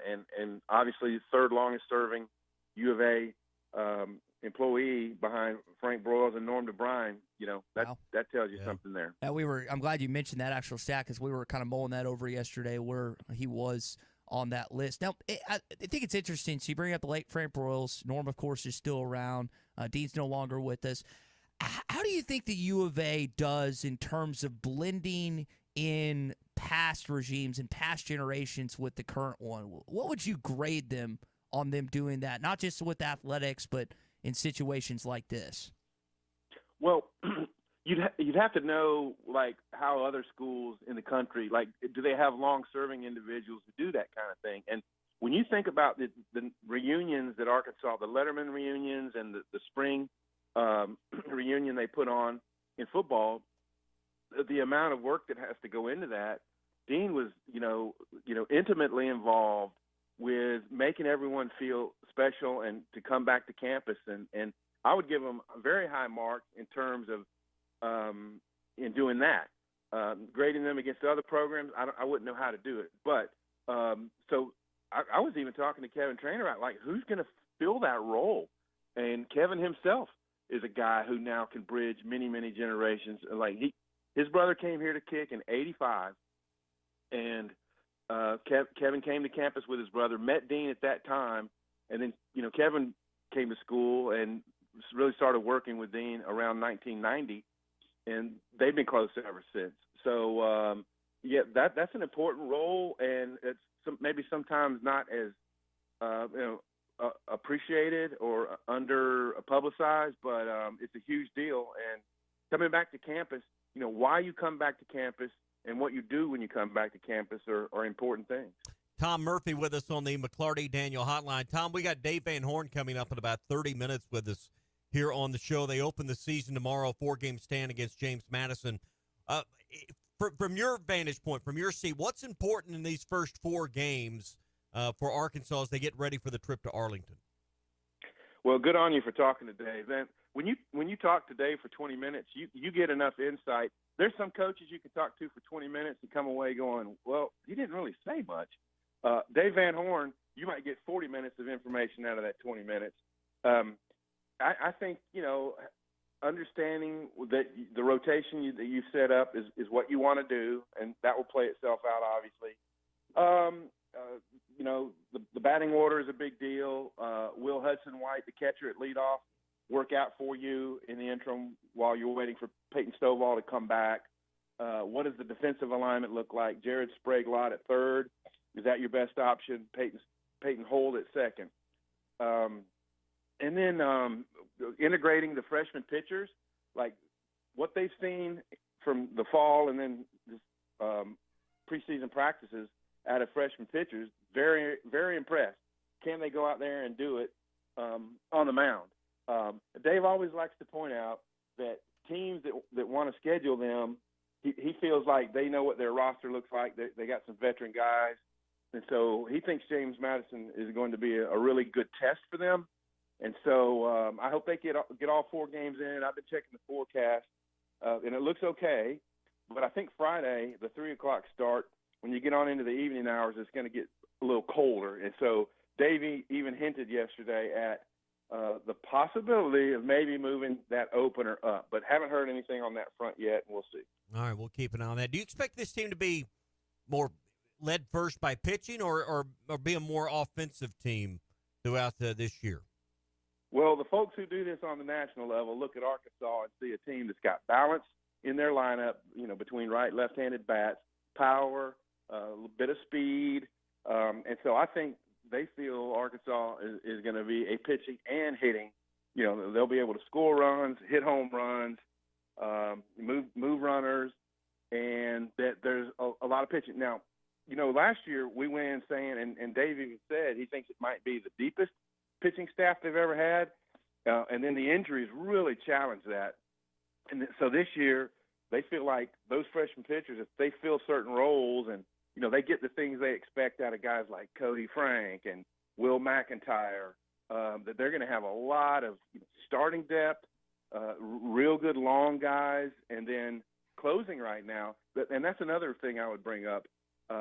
They're not sure they necessarily need a designated closer. I mean, they could do matchup things at the end of games. So it's just going to be fun. And for Arkansas fans who love their baseball, after the football season the Razorbacks had and now the direction basketball's taken, I think having a winning baseball team that kicks some butt is going to be enjoyable. You mentioned the pitching there, and I know Bybee's still dealing with the hammy. Dave mentioned another guy yesterday, or I'm forgetting, that's coming off injury. Do you expect Smith, Tiger, Molina, do you expect them to get 6-7 innings consistently from them this season based on the amount of baseball they played? Well, I mean, you're talking about more like 4 or close to 5 for opening weekend, obviously. But in previous talks during the preseason, Dave Van Horn has said there's going to be games where he goes out and tells Hagen Smith, "We're pulling you," and it could be 4 2/3, man.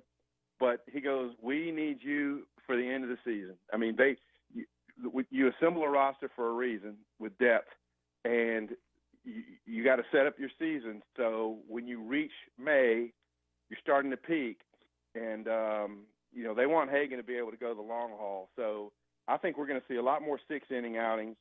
And he's got to do something about being more efficient with his pitching as well. Some of the preseason stuff, he'd get 2 outs on 6 pitches, and then he'd wind up with an 18 or 19 pitch inning. That happened in SEC play a good bit. And Molina's pitch efficiency's got to improve, or we won't see many 7-inning outings from him. So, we'll see how that plays out. But they just want to keep those innings manageable. So when postseason hits, their pitchers are still going strong.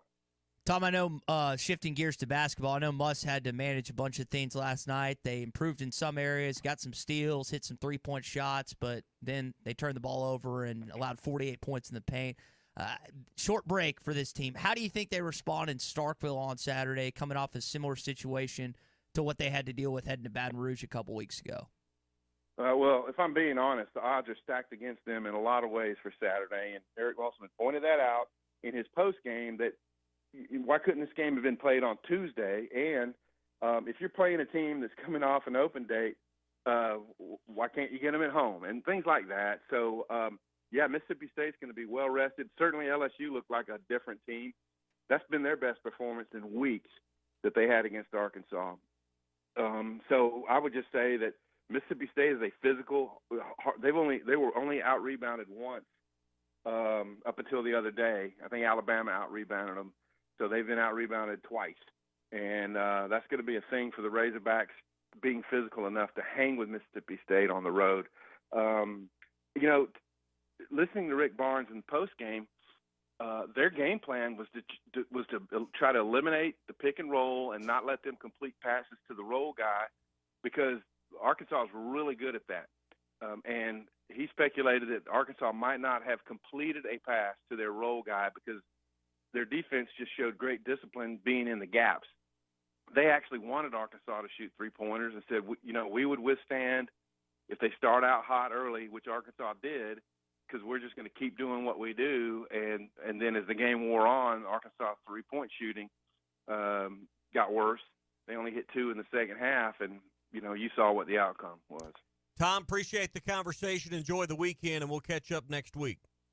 All right, outstanding. All right, Tom Murphy with us on the McClarty Daniel Hotline. Chuck, let's come back to the schedule and what Muss talked about with you in your post-game interview with him, and then again with the media. The fact that Mississippi State coming off the bye, that Arkansas plays late on Wednesday, now they have to travel. Is this something the league should look into? Is this something, if we looked at the rest of the league schedules, we'd find other examples of? Or is this just, hey, season hadn't went the way you want, so you're kind of picking at threads here? Well, I think that might be part of it, but I don't think it's the overwhelming part of it. I think he's right, and I would imagine, in fact, I feel pretty certain that that'll be brought up when the coaches have their meetings, I guess, in the spring. I asked him on his radio show a couple of weeks ago, surely there was some discussion among the coaches. And he said, well, if it happened, I missed it because it was not, brought up when they gathered. It's a little bit unusual. I'm not going to be overly critical because I don't understand how they did it. Now, maybe that's part of the problem is it's not easy to understand. I don't know. But it does seem like that, sometimes it plays to your disadvantage. Now, having said that, Arkansas had their bye week, and Georgia played during the middle of the week. I don't know that was the reason for the outcome of the ball game. Tom cited the LSU game down there in Baton Rouge. LSU, hey, they looked like world beaters that day. I don't know if it was because of the week off, or I don't know, frankly, if it was because, they were playing the Razorbacks, and Arkansas has not played well this year, particularly on the road. That might have something to do with it. I don't know. But, yeah, going into last night's game, I mean, there were 8 regular season games remaining, and 3 of them were over the next 7 days. So, by the time we get finished with the ball game Tuesday night, I mean, a good chunk of that 8 games is gone. And so, you're, 3-9 right now? So, 3-8, you can start doing the math. Mississippi State's tough, and that's why beating Georgia was important, because I think looking ahead, you knew that this was going to be a tough week because these are the 2 most physical teams in the league probably, and I think we saw as the game wore on last night, Tennessee took advantage of that, and that's been Mississippi State's MO too, particularly at home. V's Barbershop, we talk about them every week.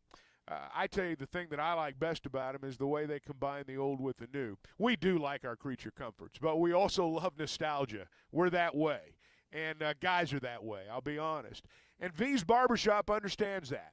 So when you walk in, it's going to feel like a barbershop. You're going to feel that kind of nostalgic tinge, I guess, that you get when you walk into a place like that. You'll remember how it used to be when you were younger, maybe going to the barbershop with your dad or your granddad. You did it every week. It was a ritual, and it's going to feel that way. There's going to be a leather chair. It's going to be the real deal, and that part's good. But we do like our creature comforts. There's a television there, and you can watch ESPN. You can catch up on the news. You can get away for a little while. It's more than just a barbershop, and their services go way beyond just your simple haircut. Now, they've got 2 locations in Northwest Arkansas. They're in Rogers in the Pleasant Crossing Shopping Center. They're in Bentonville on Southwest 14th Street, right off 71B. 2 locations in West Little Rock. You can always log on to vbarbershop.com. All right, we got our Hog Update coming up. Going to share some more from Dave Van Horn, Eric Musselman, and more of your calls and text on the McCarty Daniel Hotline as we're rolling along here on a Too Stupid Thursday. Plus, Dave Van Horn joins us at 8 a.m. this morning. Quickly, a word for Gaston's White River Resort. It's the place to get away and relax and unwind. Spring, we can almost sense it just around the corner. Daylight savings time is coming, a little longer daytime to get out and enjoy the outdoors. Gaston's is the place to do that in our state. The White River is a real treasure, a real treat in our state, and they're right there on the banks. In fact, they got about 2 miles of the White River at their back door throughout their resort that's been there more than 60 years. Make a reservation for the restaurant, take advantage of winter rates, and get a guided fishing trip all with one phone call to 870-431-5202. Gaston's White River Resort, a first-class time, every time. Follow the show on Twitter at HitThatLineAR and on Facebook and Instagram at HitThatLine. This is former Razorback, wide receiver, and All-American track and field athlete Richard Smith, and you're listening to The Morning Rush.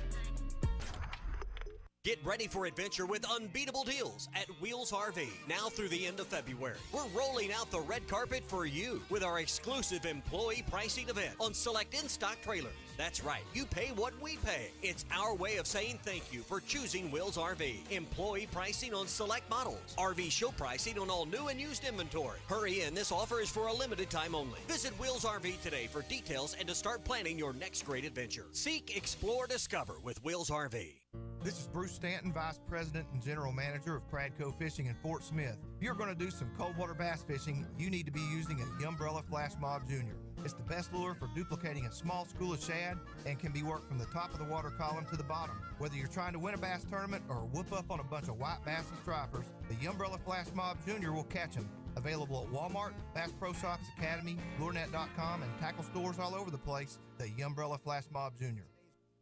Tommy Craft for the Fence Man. If you've always wanted powered automatic gates at your home or business, but you didn't know who to call, let me tell you about the Fence Man. 479-782-3936. The Fence Man does it all. Custom wrought iron installations, automatic gates, even controlled access systems, and lots more. Ask about 18-month, same as cash financing with approved credit. For your custom fence and gate needs, call the Fence Man. 479-782-3936. The Fence Man. He ain't afraid of no work. This is the Morning Rush. All the Road Hogs have the hog calls and the tailgate ready to roll. Exciting UAFS basketball returns to the Stubblefield Center in Fort Smith on Saturday, February 17th, when the Lions host the Rattlers of St. Mary's University for homecoming. Doubleheader action begins with the women at 1, followed by the men at 3. Tickets are just $8 and free for children 12 and under. Get yours today at uafs.universitytickets.com and celebrate homecoming with the UAFS Lions. Are you an angler having trouble finding all the bait, tackle, and more for your fishing needs? Make Awake Bait and Tackle, now located in Fort Smith next to Wits Marine on North 11th Street, is your place. Make Awake Bait and Tackle also has the largest selection of plastics in the River Valley. Reactor Innovation, Bobby Garland, Zoom, Mega Bass, and more. Check out the Daiwa Rod and Reels. Make Awake Bait and Tackle, 803 North 11th Street at Fort Smith, 479-926-9320. Also get your rod and reels repaired. Come see us next to Wits Marine at Make Awake Bait and Tackle. Let me grab my car keys and we'll roll. We still going to that new bar downtown? Yeah, it's supposed to be fun. Lexi, give me driving directions from home to downtown bar district. Autocorrect. Suggest Uber. Pick up. Home. Drop off downtown bar district. No, I'm driving. Suggest the Metro bus. Departing in 12 minutes. Huh. Point taken, Lexi. We'll grab a ride. If you drink, don't drive. Decide to ride. Brought to you in partnership by Anheuser-Busch, Mothers Against Drunk Driving, and Uber. Have your travel plans changed? Looking for a place that's close to home and keep your family safe? Gaston's White River Resort is located on the beautiful White River. They offer private accommodations in their lodges and cabins. Most cabins have a fully equipped kitchen or let their restaurant staff deliver to your cabin. Call 870-431-5202 and change your plans to Gaston's White River Resort. Gaston's White River Resort, a first-class time, every time. Hey, this is Ty Richardson for Jake Neal and his team at Jerry Neal's Barbecue. Jake's dad, Jerry, started cooking barbecue at Jerry Neal's in 1977, and Jake took over and has been doing the same thing ever since. I got ribs the last time I was there. Woo! Man, they were good. Don't forget about the catfish either. It's cooked to order, so it's hot and fresh every single time. The best catfish in the River Valley. Jerry Neal's Barbecue, Catfish, and Catering, 1823 Phoenix Avenue in Fort Smith. Why do people love Shamrock Liquor Warehouse? Simple. They've got it all. 70 years in business, 15,000 square feet of choices. They buy in volume so you can save. What else? How about the largest selection of everything? Shamrock's got it. Special orders? Shamrock's got it. Convenient drive-through, open 6 days a week? Shamrock's got it. Need a keg for your party? Shamrock's got it. Load up at Shamrock Liquor Warehouse at the corner of Midland and Riverfront Drive in Fort Smith. Do you need an attorney that you can actually speak with? You need Hickey & Hull Law Partners. The attorneys at Hickey & Hull understand the importance of client communication and are taking the time to meet you, respond to emails, and return calls. Every case is important, and they strive to give each one the time and attention it deserves. Call today, 479-434-2414, or visit them online at kevinhickeylaw.com. Hickey & Hull Law Partners. Things are about to get better. 0.9% financing on a new 23 or 24 GMC Sierra at Harry Robinson Buick GMC. Save up to $6,500 off with factory rebates on a new GMC Sierra truck, or take $3,750 off with 0.9% financing or 2.9% financing for up to 72 months on Sierra 1500s. 6.2-liter engine excluded. Conquer with confidence in a new GMC Sierra from Harry Robinson Buick GMC. We are professional grade. Harry Robinson Buick GMC. Exit 11 off of I-540 in Fort Smith. Your home for every Razorback football, basketball, and baseball game. ESPN 95.3. Arkansas football. It's the players running through the A. Hog hats. It's more than 70,000 fans calling Woo Pig Suey. Yes, sir. Guys, I've got just one thing I want to say to you. Touchdown, Arkansas! Arkansas wins the national championship! The Arkansas Razorbacks have completed the dream season! This is your Hog Update on the Morning Rush. Brought to you by Mr. Sparky. Need a licensed electrician to service your home? For one of their local pros, call 888-8-SPARKY. So I know we were disappointed in last night's result, but it was kind of expected. Eric Musselman, again, not happy with the way his team has played this season. Felt like didn't play hard enough in the second half. I think they're ranked 8th in the country. They can do that to a lot of people, and they have done it to a lot of people. We didn't play hard enough in the second half defensively, plain and simple. And in the first half, I thought we worked. They just got really good players, and it was a 6-point game at halftime. I would say in years past, guys, with Barnes' team, they had a player or two that if you stopped them, you had a pretty good chance. But this team just had too many weapons last night, and you held down. I mean, Ziegler didn't have, I would think, a great game. Vescovi didn't do anything last night. But between Connect, Gainey, and Adu, it was just too much for Arkansas to handle and didn't have enough firepower in the offensive end to really contend in the second half. Just not as good. Period. End of story. Arkansas just not as good as Tennessee basketball right now. I mean, when one team has 4 scores that are equal or better than your leading score, you're going to lose every time.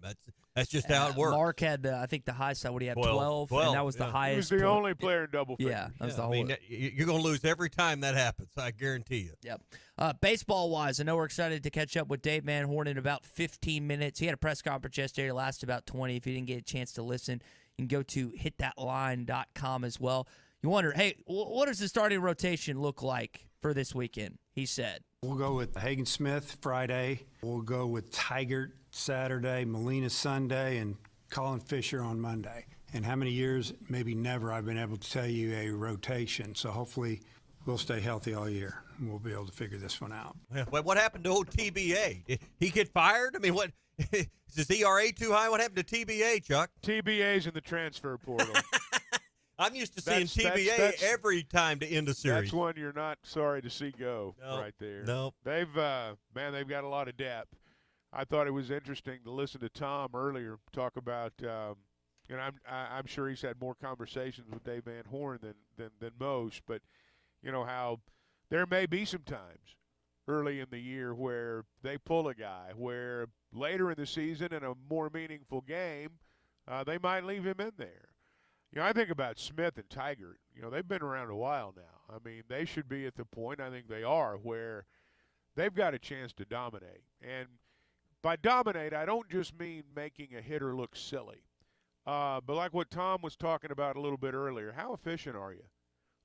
You know, when you get the first 2 outs of the inning on 4 or 5 pitches, you know, can you get the third out in a hurry too, and maybe make it a 9 or 10 pitch inning? You still might get them 1, 2, 3, or you might put a guy on with 2 out and nothing happens, but you've thrown 20 more pitches. Right. So how efficient can you be? That, to me, is a dominant pitcher. Yeah. Not just a guy that goes out there and gets people out. That sounds, you know, maybe a little bit strange, but to me, you can get people out and still not have a dominant outing. But I think these guys, I'm not seeing the guy from Texas Tech pitch, but I've seen these guys pitch, and I think they are poised to have great seasons. You mentioned they've been around a while. I mean, as true freshmen, they instantly impacted that season. Season when you went to, again, you got as far as you did, so you're hoping that in their final years that we expect them to leave after this season, that they can, again, have a really good run as starting pitchers at the 1 and 2 spot. You know, Tommy's kind of making a joke about TBA, but I'm going to be interested to see when we get into conference play. The guys who on Thursday, the coaches who can tell you maybe Tuesday, all right, these are our 3 weekend starters. Those are probably the guys that are going to finish up near the top. The guys that are saying, hey, we're gonna get through Friday and go from there, they're not always the ones that finish up at the top. Johnny Holstaff isn't always the path to Omaha. No. Now, sometimes you can do it. And look, Arkansas's got a lot of depth. And, you know, if Dave didn't think, or any coach didn't think he could still win the ball game, taking a starter out after 5 or 6 innings if he's got it rolling, he wouldn't do it. You know, if he didn't feel like he had guys on the back end that could put that thing away, he wouldn't make the move. So It sounds like they've got a lot of depth, and it's going to be, now you've got to shuffle through that because those are the guys that are going to be getting the final outs in the biggest game. We'll have it's a guy. Be the guys coming out of the bullpen. We'll have a guy that knows a thing or two about complete games with us tomorrow at 6:45 when Scott Tabor joins us to talk about the season. The day that's. I don't think he could throw a complete game now. No, not with 2 days rest in between innings. But I think he had 29 complete games in his career. That's a record on the hill that will never, ever, ever be touched. You're probably right about that. I can't imagine a situation where it would be. Yep. All right, that's going to do it for your Hog Update this morning. It is brought to you by our friends at Mr. Sparky. You don't have to put up with any malarkey. Call 888-8-SPARKY. Again, baseball games this weekend, 3 o'clock on Friday, 2 o'clock on Saturday, 1 o'clock on Sunday, and then 12 o'clock on Monday. We won't have Saturday's game because of basketball, but we'll have most of these games on these ESPN Arkansas stations and hitthatline.com. All right, to the McCarty Daniel hotline we go, where Brian in Ozark wants to talk some SEC basketball. Brian, turn your radio down and join us this morning. I'm here. So I just had a couple questions. It was actually basketball and football.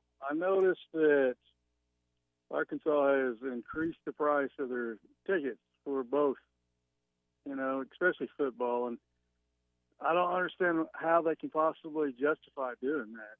I mean, to go to a game for two people is now $400 for one game.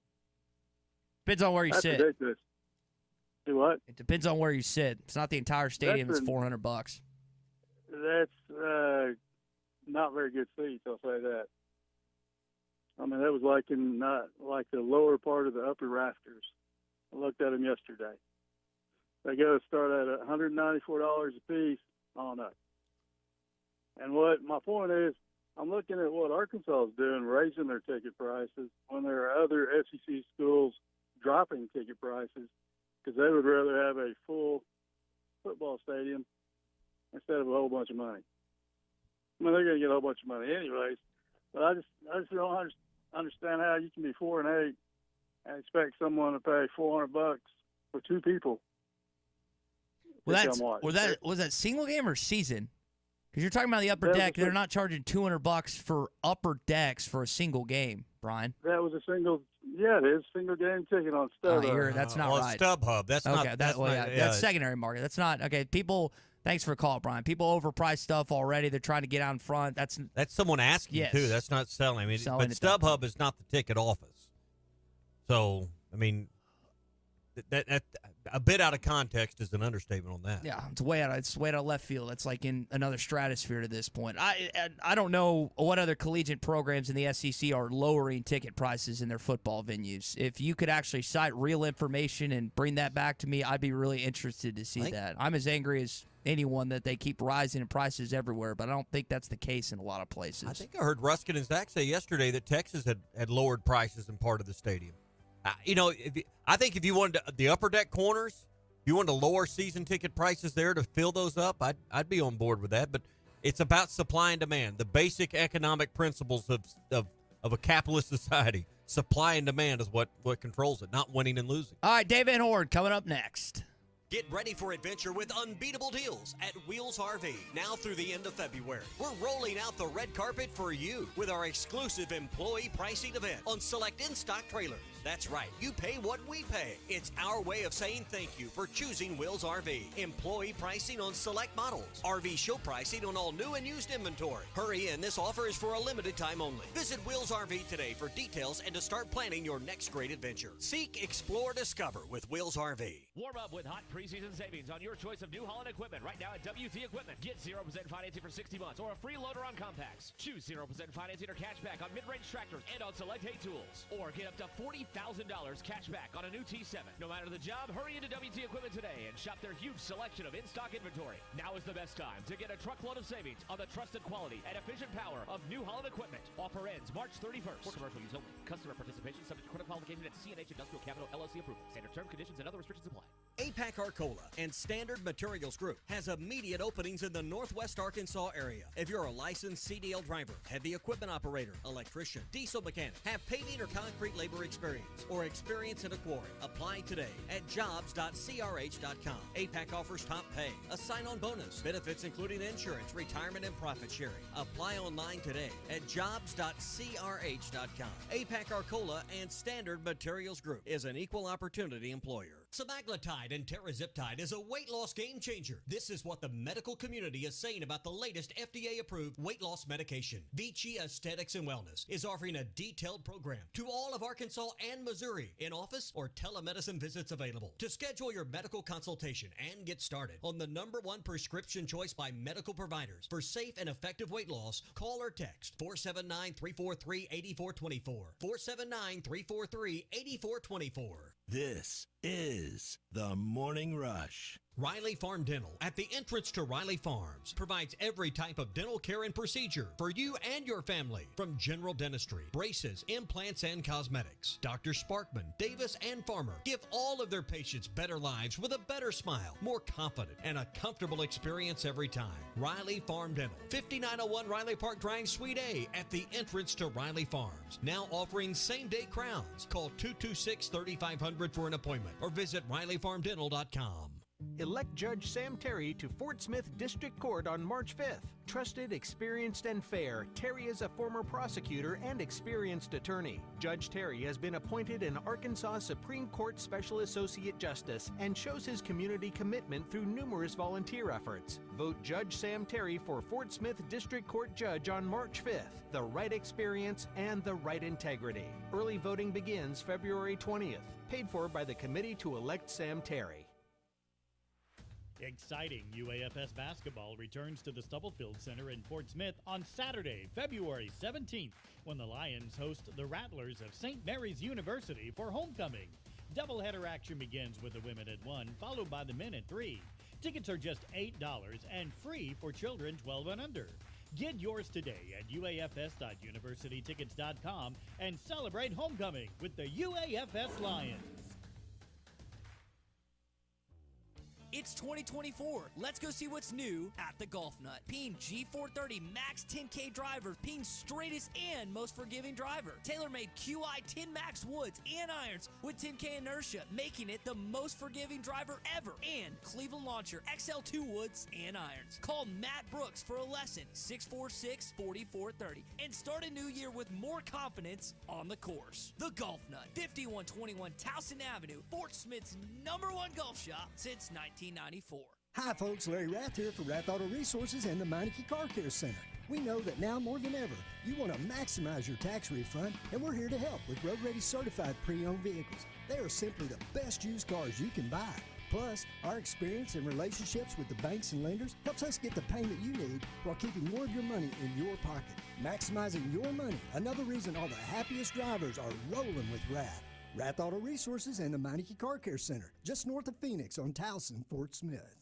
Hey, Hog fans, this is Matt. This is Elizabeth. And this is the reigning champion of my own conference, Robert. You do realize that's not a thing. Well, I did receive a plaque commemorating that accomplishment. Yeah, and I was elected the president of Mars. Anyway, Hog fans, it's that time again. It's baseball season. And Hog fans, the Stadium Shop has everything you need for Razorback baseball. From t-shirts, sweatshirts, man cave stuff, and even a Razorback original, the Bases Loaded beer hats. Plus, ladies, as well as a restocked women's section. We have the Bases Loaded beer stein boppers. Yeah, it's kind of like those old-time space alien antennas, you know. Yeah, well, not really. So when you're in Fayetteville, stop by the store at 989 South Razorback Road, next door to Baum Walker Stadium, or you can shop us on them WW Interweb Facegram. You get it, Matthew. Dad, do you mean the website? Yeah. Which is shoponrazorback.com. That's shoponrazorback.com. Or call us at 479-STADIUM. That's 479-782-3486. As always, go Hogs! ESPN Arkansas weather. For today, we're looking at blue sky, lots of sunshine. Our high temperatures this afternoon right around 60 north, upper 60 south. The cloud cover rolls back in tonight. Overnight low will drop down into the low 40s. And then as we head through Friday, a chance of seeing some showers, a few thunderstorms. High temperatures will fall through the 40s and 50s. I'm Sally Russell with the forecast on ESPN Arkansas. The weather is brought to you by Come Get You Some, Arkansas's premier off-road superstore. Call 782-MUD today. You're listening to The Morning Rush, live from the Busch Light Studios on ESPN 95.3, KERX Paris, Fort Smith.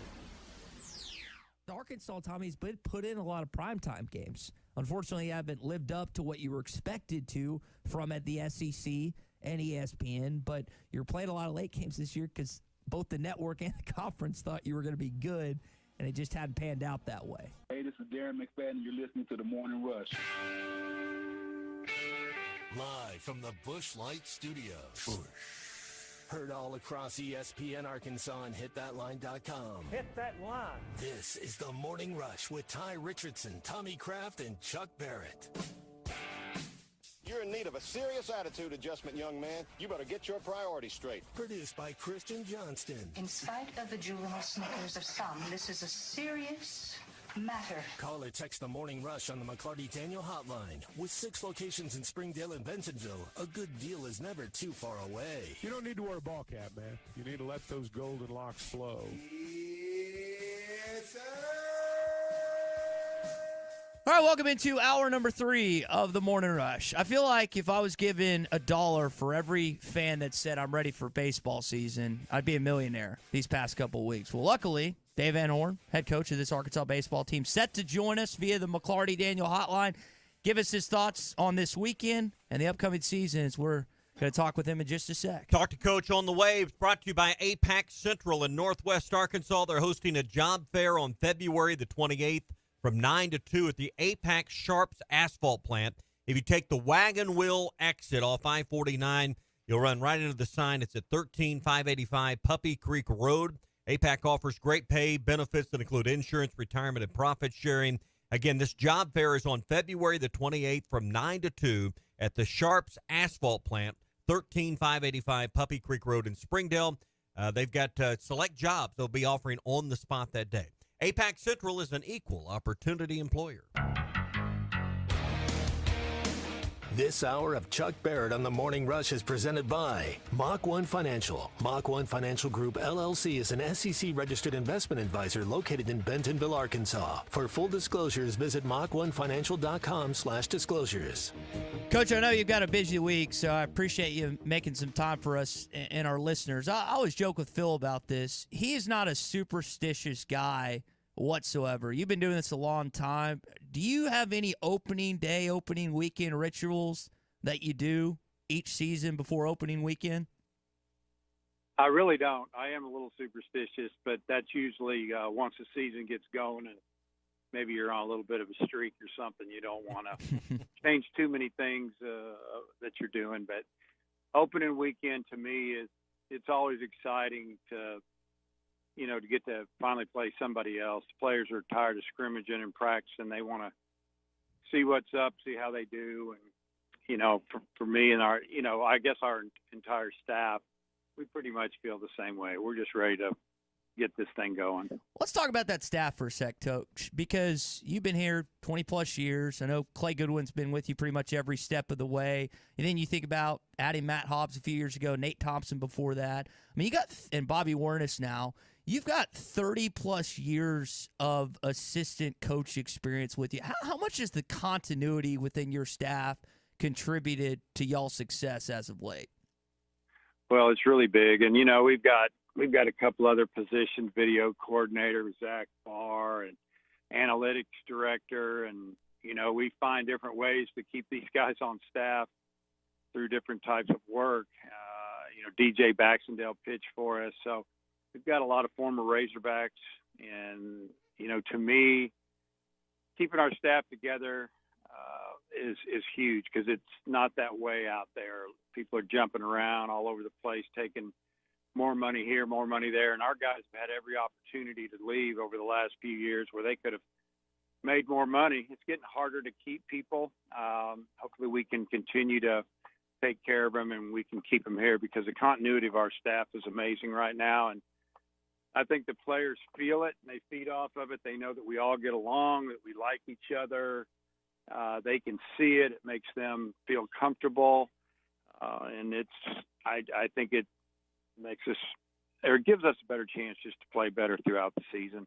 Dave Van Horn with us on the McClarty Daniel Hotline. I'm glad you brought up NIL, Coach, because we focus so much on that in football and basketball with conversations, and it's just as much a part of the process for you now. How has it changed? How have you approached it, and how has NIL and the transfer portal went to shaping this year's roster? Well, it's going to be that way every year. It's helped us fill in. We got hit pretty hard by the draft, especially with our young position players. I have to mention this. We had the number 1 ranked class going into the draft. It was an amazing class, and we had 4 high school position players signed for $10.95 million combined. Those 4 guys got that much money altogether. And we lost all of them, obviously. It's hard to turn down $3 million a couple of times over, and another $2 million. It was pretty amazing. But so we've got to go out. We've got to replace guys every year, and it's different than any other recruiting. And a lot of people don't realize that we sign them in November of their senior year, and then we just continue to recruit them until they walk in the door because of the draft. And we don't get a lot of them, and so we have to do it. And NIL money's given us an opportunity to get some kids because, when you look at the LSUs and the A&Ms and the Tennessees, they're getting a lot of help. And it's hard enough as it is. And for us to stay at this level, we've got to have NIL. So it's something that is big time concerning to our staff right now going forward. Recruiting the kids that are going to be in the portal and transferring out this year, we're going to have to have it. Coach, when you started putting the schedule together, you knew you were going to Arlington for a big weekend next weekend. You got James Madison for 4. Kind of what went into your calculus in setting the schedule up the way you did to open at home with the 4-game set with James Madison? Yeah, well, the NCAA sets our start date, which is Friday. It'd be nice if they'd give us an option to go Thursday, Friday, Saturday, and Sunday. We're trying to get 4 games in before we head to Arlington.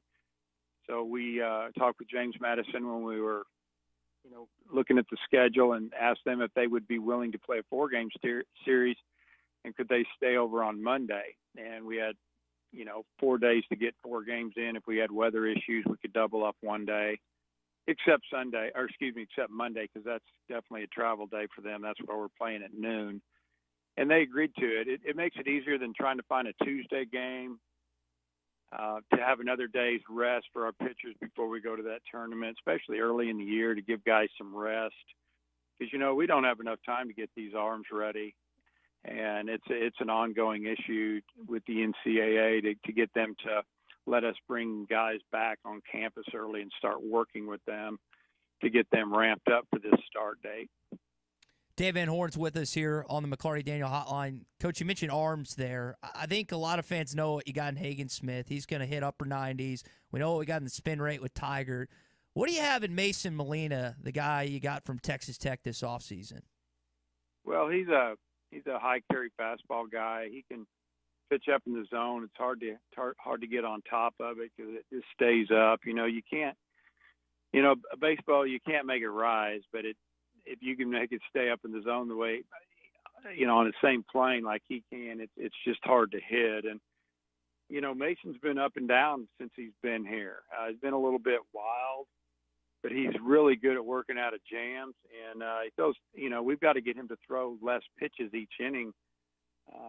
He's going to get a start this weekend and probably next weekend, but he's got to show us that he can, get a little deeper into the games because of the pitch count. And if he doesn't, we'll have to move somebody else in that spot. Well, the good thing is he's probably going to have a solid infield behind him. Tommy and I were talking to a fan yesterday, and one of the things he expects out of your team each and every year is a great defensive infield. Coach, how much did your playing days at that position, particularly in the middle infield, still help you all these years later when it comes to coaching that position? Well, I think with any coach that played the sport that he coaches, it's probably easier to understand some things, especially about middle infield play, since I was a middle infielder. I also played third, but I oversee them, and frankly, you just kind of demand it. You just say, hey, we're going to be good, and if you can't, you can hit a lot, but if you don't play defense, we're going to have to find another position for you. And we jokingly talk about how when I get the infielders together in the first practice, and I make the comment, what do they call you when you're not an infielder? And the new guys just kind of look at each other, and the older guys just kind of roll their eyes. And I say, they call you an outfielder. And this is the way we look at it. If you can play and you can hit and you can run, and you've got to be able to field and throw if you're going to play in the infield. Not we're moving you out there. And not knocking the outfielders, because we've had some great outfielders, but infield is hard, really hard. And if you give up too many errors, too many throwing errors, you don't finish off plays, you don't turn double play, you will not win at a high level, day in and day out. Yeah. How has Peyton Stovall's injury changed your view from coaching and giving guys opportunities, and kind of where's he at on the progress of getting back in a few weeks? Well, right now we'll put Peyton Holt over at second. He played there probably the last 20 games of the season after, Stovall got hurt, and so we'll bring in Spraglott to play third to start out, and that's what he played a lot at Richmond, and he's a really good defender, and he's hit too. He's a guy that's kind of sneaky at the plate. He'll have a couple of bats, doesn't look real good, and then he'll hit a double and single, and you're going, wow, he had a pretty good day. But, he's a defense first type of guy, in my opinion, at this time. But Holt's doing really well. He was going to be our starting third baseman, and then when Stovall went down, we just felt like athletically we needed to move him up the middle. Stovall's coming along. I mean, he got hit in just a real tender part of the side of his right foot. He got hit by a pitch in a scrimmage, and actually stayed in there and hit a double, and he didn't run. We told him he didn't have to run if he wanted to stay in and swing it.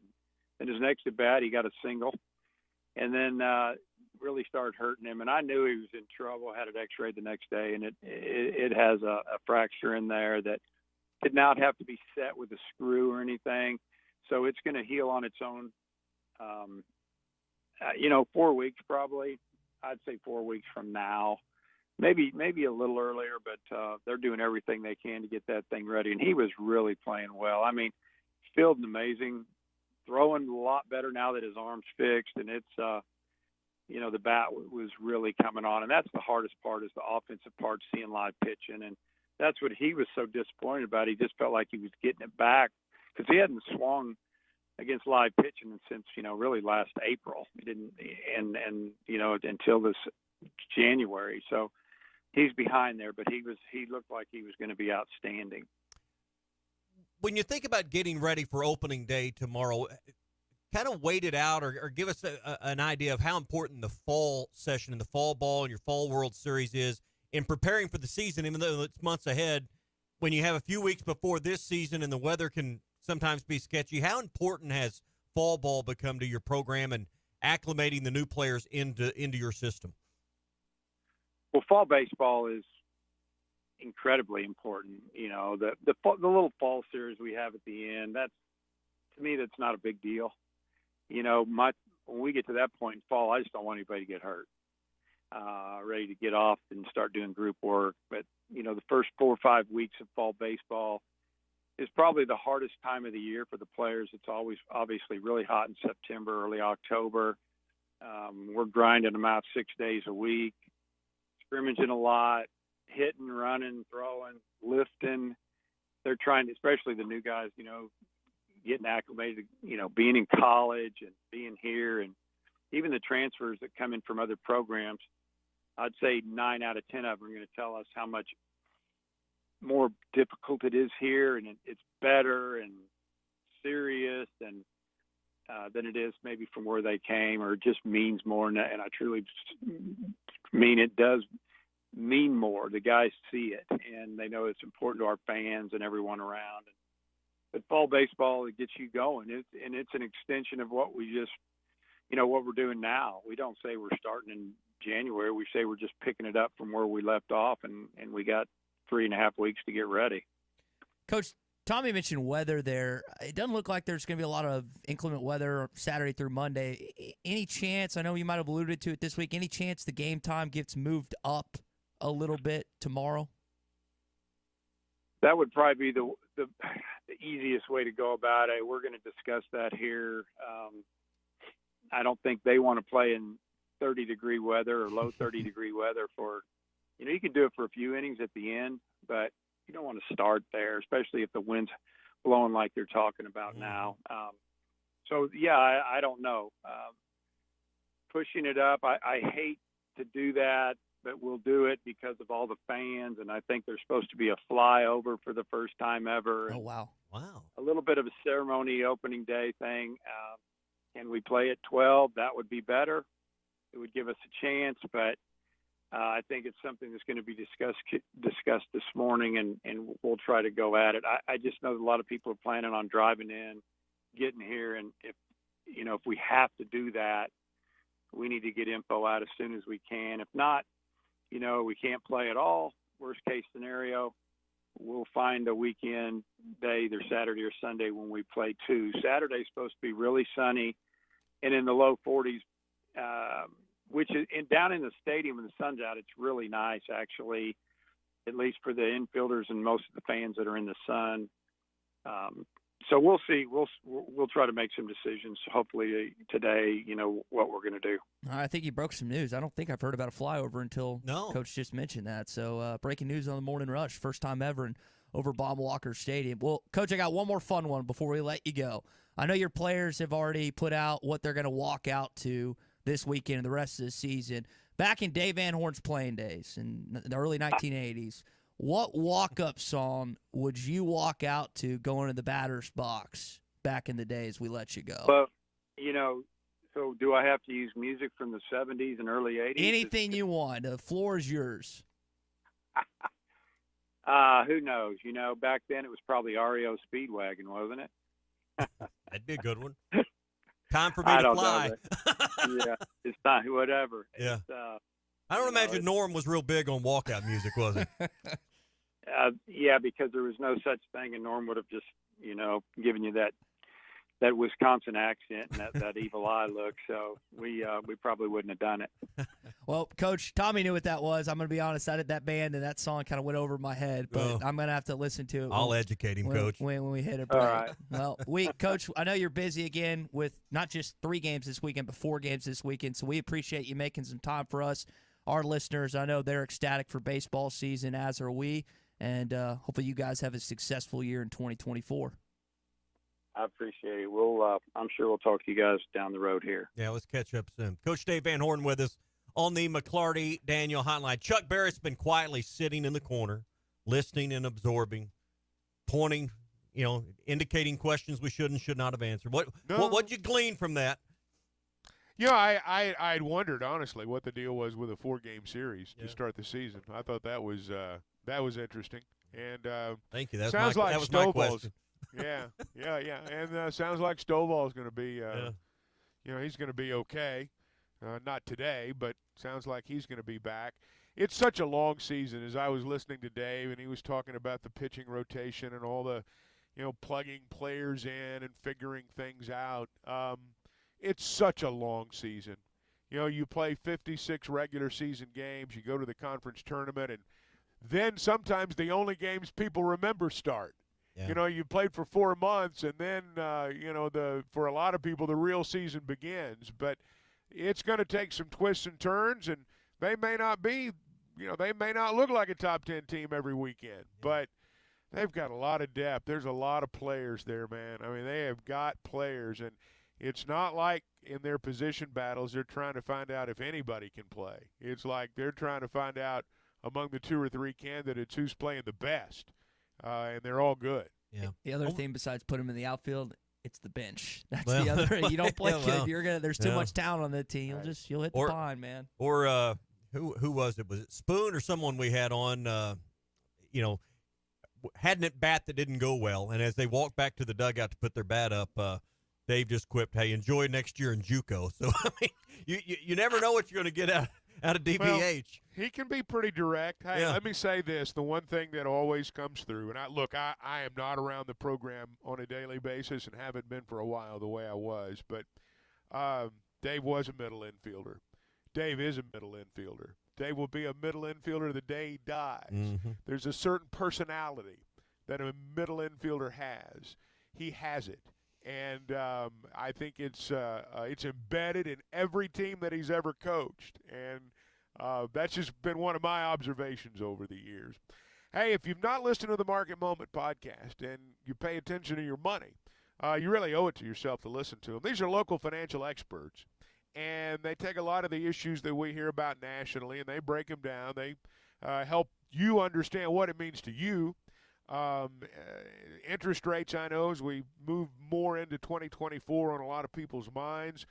Speculation, what's going to happen as we move through the year.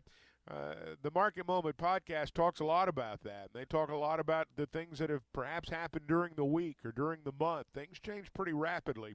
Local experts helping you make great decisions about your money. If you've not listened, here's the address, market-moment.com. That's market-moment.com. Now, Mach 1 Financial Group, LLC is an SEC-registered investment advisor. They're located in Rogers. For full disclosures, visit mach1financial.com/disclosures. My dad just sent me the YouTube video of, what do you say, REO Speedwagon?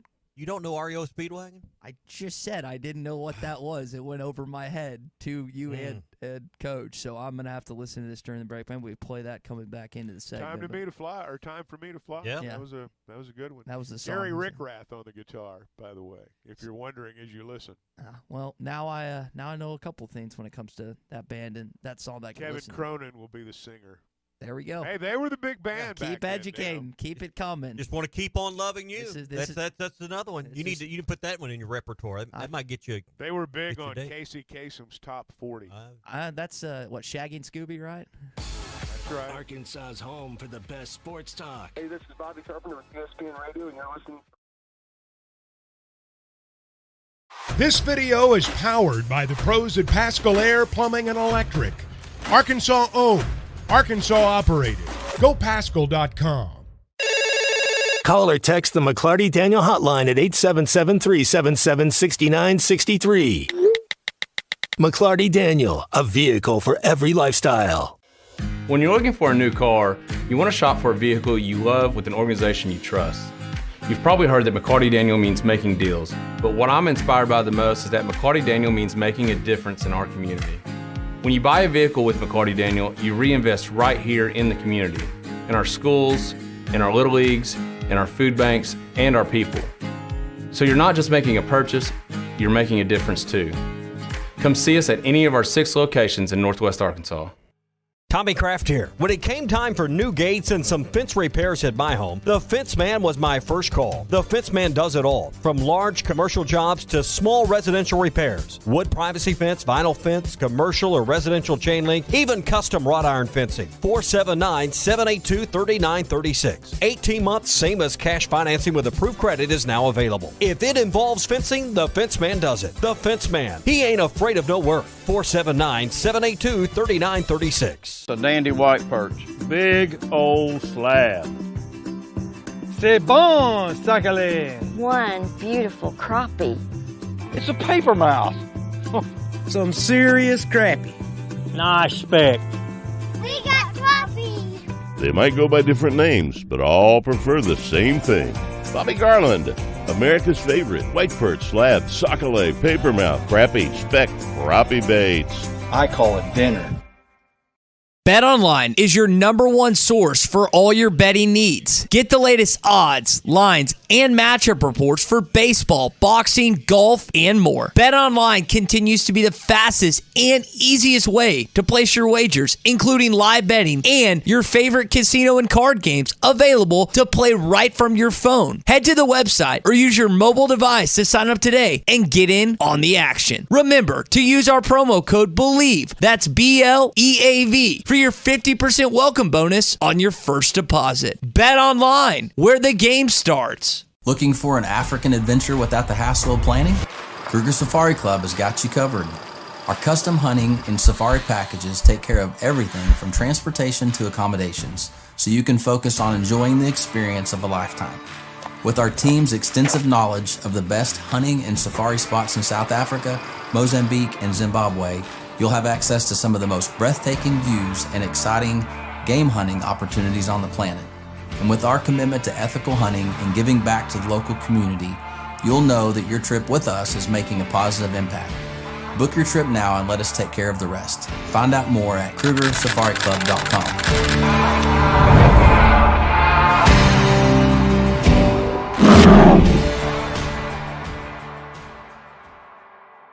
Are you looking for the best Razorbacks insight and analysis? Hell yeah. How about listening to an Arkansas football legend? Matt Jones, all he does is make big plays. What's the voice of the Hogs have to say? Hey, what a great crowd last night. Don't forget about the Omahogs. The Hogs are going to Omaha. Matt Jones, Chuck Barrett, and Phil Elson, the best in the business on the Hit That Line Podcast Network. Go to hitthatline.com or search Hit That Line wherever you listen to podcasts. Don't forget to rate, review, subscribe, and share.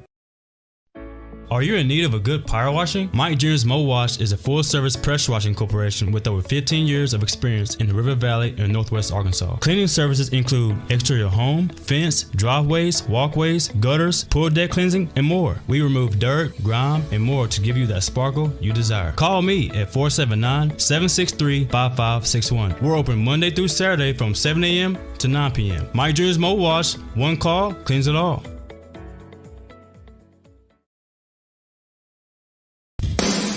Madonna has gone from like a virgin to like a surgeon. You can try to nip and tuck from the curse of sin, but eventually death is going to win.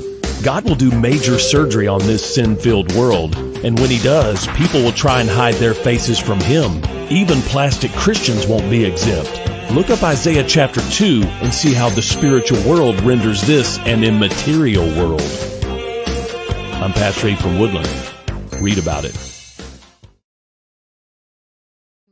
That makes my life much easier. All my vehicles go to Jody's. Latest technology and highly trained technicians means we could do it all. From the most highly technical repairs to everyday oil change specials, tires, everything, even diesels. Jody'sAuto.com schedule free shuttle service or pickup and delivery. Get a tire quote, get financing. Jody's Auto Service Centers, voted best of the best by our customers year after year. We're your neighbors since 1984 with 3 full-service locations in Fort Smith and Van Buren. See for yourself at JODYSauto.com. Your home for every Razorback football, basketball, and baseball game. ESPN 95.3. Y'all ready for this?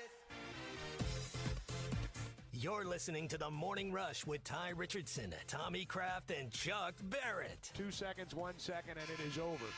Comes to a merciful end. Tennessee dominated in the second half. They led by 6 at the break. They outscored Arkansas by 23 in the second half. 92-63 the final. All right, a couple texts following our conversation with Dave Van Horn via the McClarty Daniel hotline. Andy Mountain Hub is fired up after that interview, as is David in Springdale after listening to Coach. And Coach wanted not only just kind of the nitty-gritty stuff within his pitching, his infield, Stovall's injury, but also told us his walk-up song in that situation, the REO Speedwagon. And until you play, I legitimately had never heard that song before. There's some songs I don't know the name of or the artist, but I don't. It's one song. REO Speedwagon had, 4 or 5 big hits. Good ones. 80s. Yeah. Time for Me to Fly. Keep on Loving You. I'm give a list out here, but Mr. Rock and Roll Hall of Fame here. Riding the Storm Out. Is that another one? Riding the Storm Out. Is that a good one, Chuck? Yeah, it's a good one. So, yeah, but I think Can't Fight This Feeling was probably their biggest hit, but big slow ballad. Huge hit. Hey, brought to you by WT Equipment. Warm up with hot savings in their preseason savings going on right now with New Holland Equipment. Now's the time to buy and get the model you want at the best savings. 0% financing for 60 months or a free loader on compact tractors. You can step it up with 0% financing or cash back on mid-range tractors and get a hay tool with it, or get up to $40,000 in cash back on the new T7 Series tractors. Hurry into WT Equipment today and shop the huge selection of their in-stock inventory. These deals will last through the end of March, so don't wait. It's all at WT Equipment. Find them online at one of their 9 locations at WTEquip.com. WT Equipment, your partner in progress. So I know there's, again, a lot of people participating in Valentine's Day festivities last night. Chuck, I know game didn't go according to plan for those in attendance. I did see this stat in accordance to Valentine's Day that $26 billion is spent over and around this holiday. Does that seem high or low to you? Oh, I'm not surprised. It's a well-marketed holiday. People feel obligated to spend money. Have you that bought a stuff's card? Not cheap. A card lately?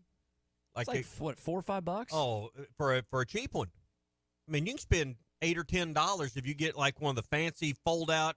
Maybe it plays a little music or something. I mean, you can get carried away with what it costs for a greeting card anymore.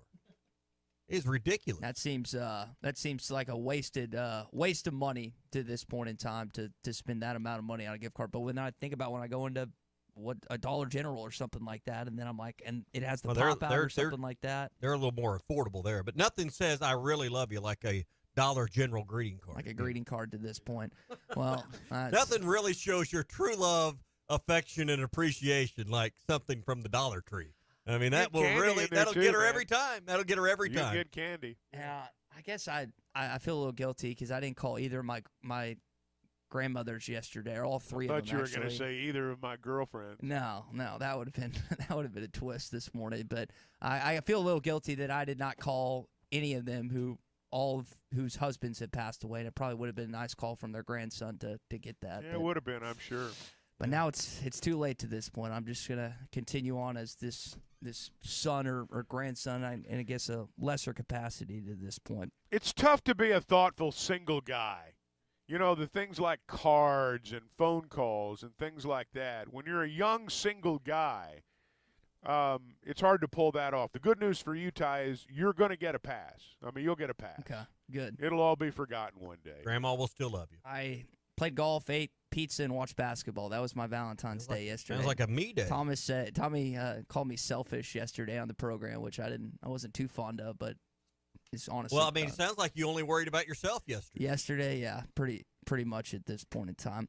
Guys, I don't know if you've seen the story on the college football playoff. It doesn't sound like, based on what I've read in the Athletic and the AP, that the I's have been dotted and the T's have been crossed just yet, but ESPN and college football playoff look like they're heading to the $8.8 billion extension with the 12 teams through the 2031-32 season. They're still trying to figure out how the revenue split, whether it's 80-20 Power 5 versus Group of 5, or if it's going to be if the Big Ten and the SEC are going to get more, if they're going to do the 6 at-large versus the 6 conference winners, or if it's going to be 5 conference winners and the 7 at-large, which would allow more Big Ten and SEC teams to make it to this point. But looks like they are going to be locked into ESPN in the foreseeable future on this. And one thing that gets lost in all this, Chuck, is there's not any more games for ESPN to really tell you. Even though you go to a 12-team playoff, they already had all of those New Year's Day 6 bowls.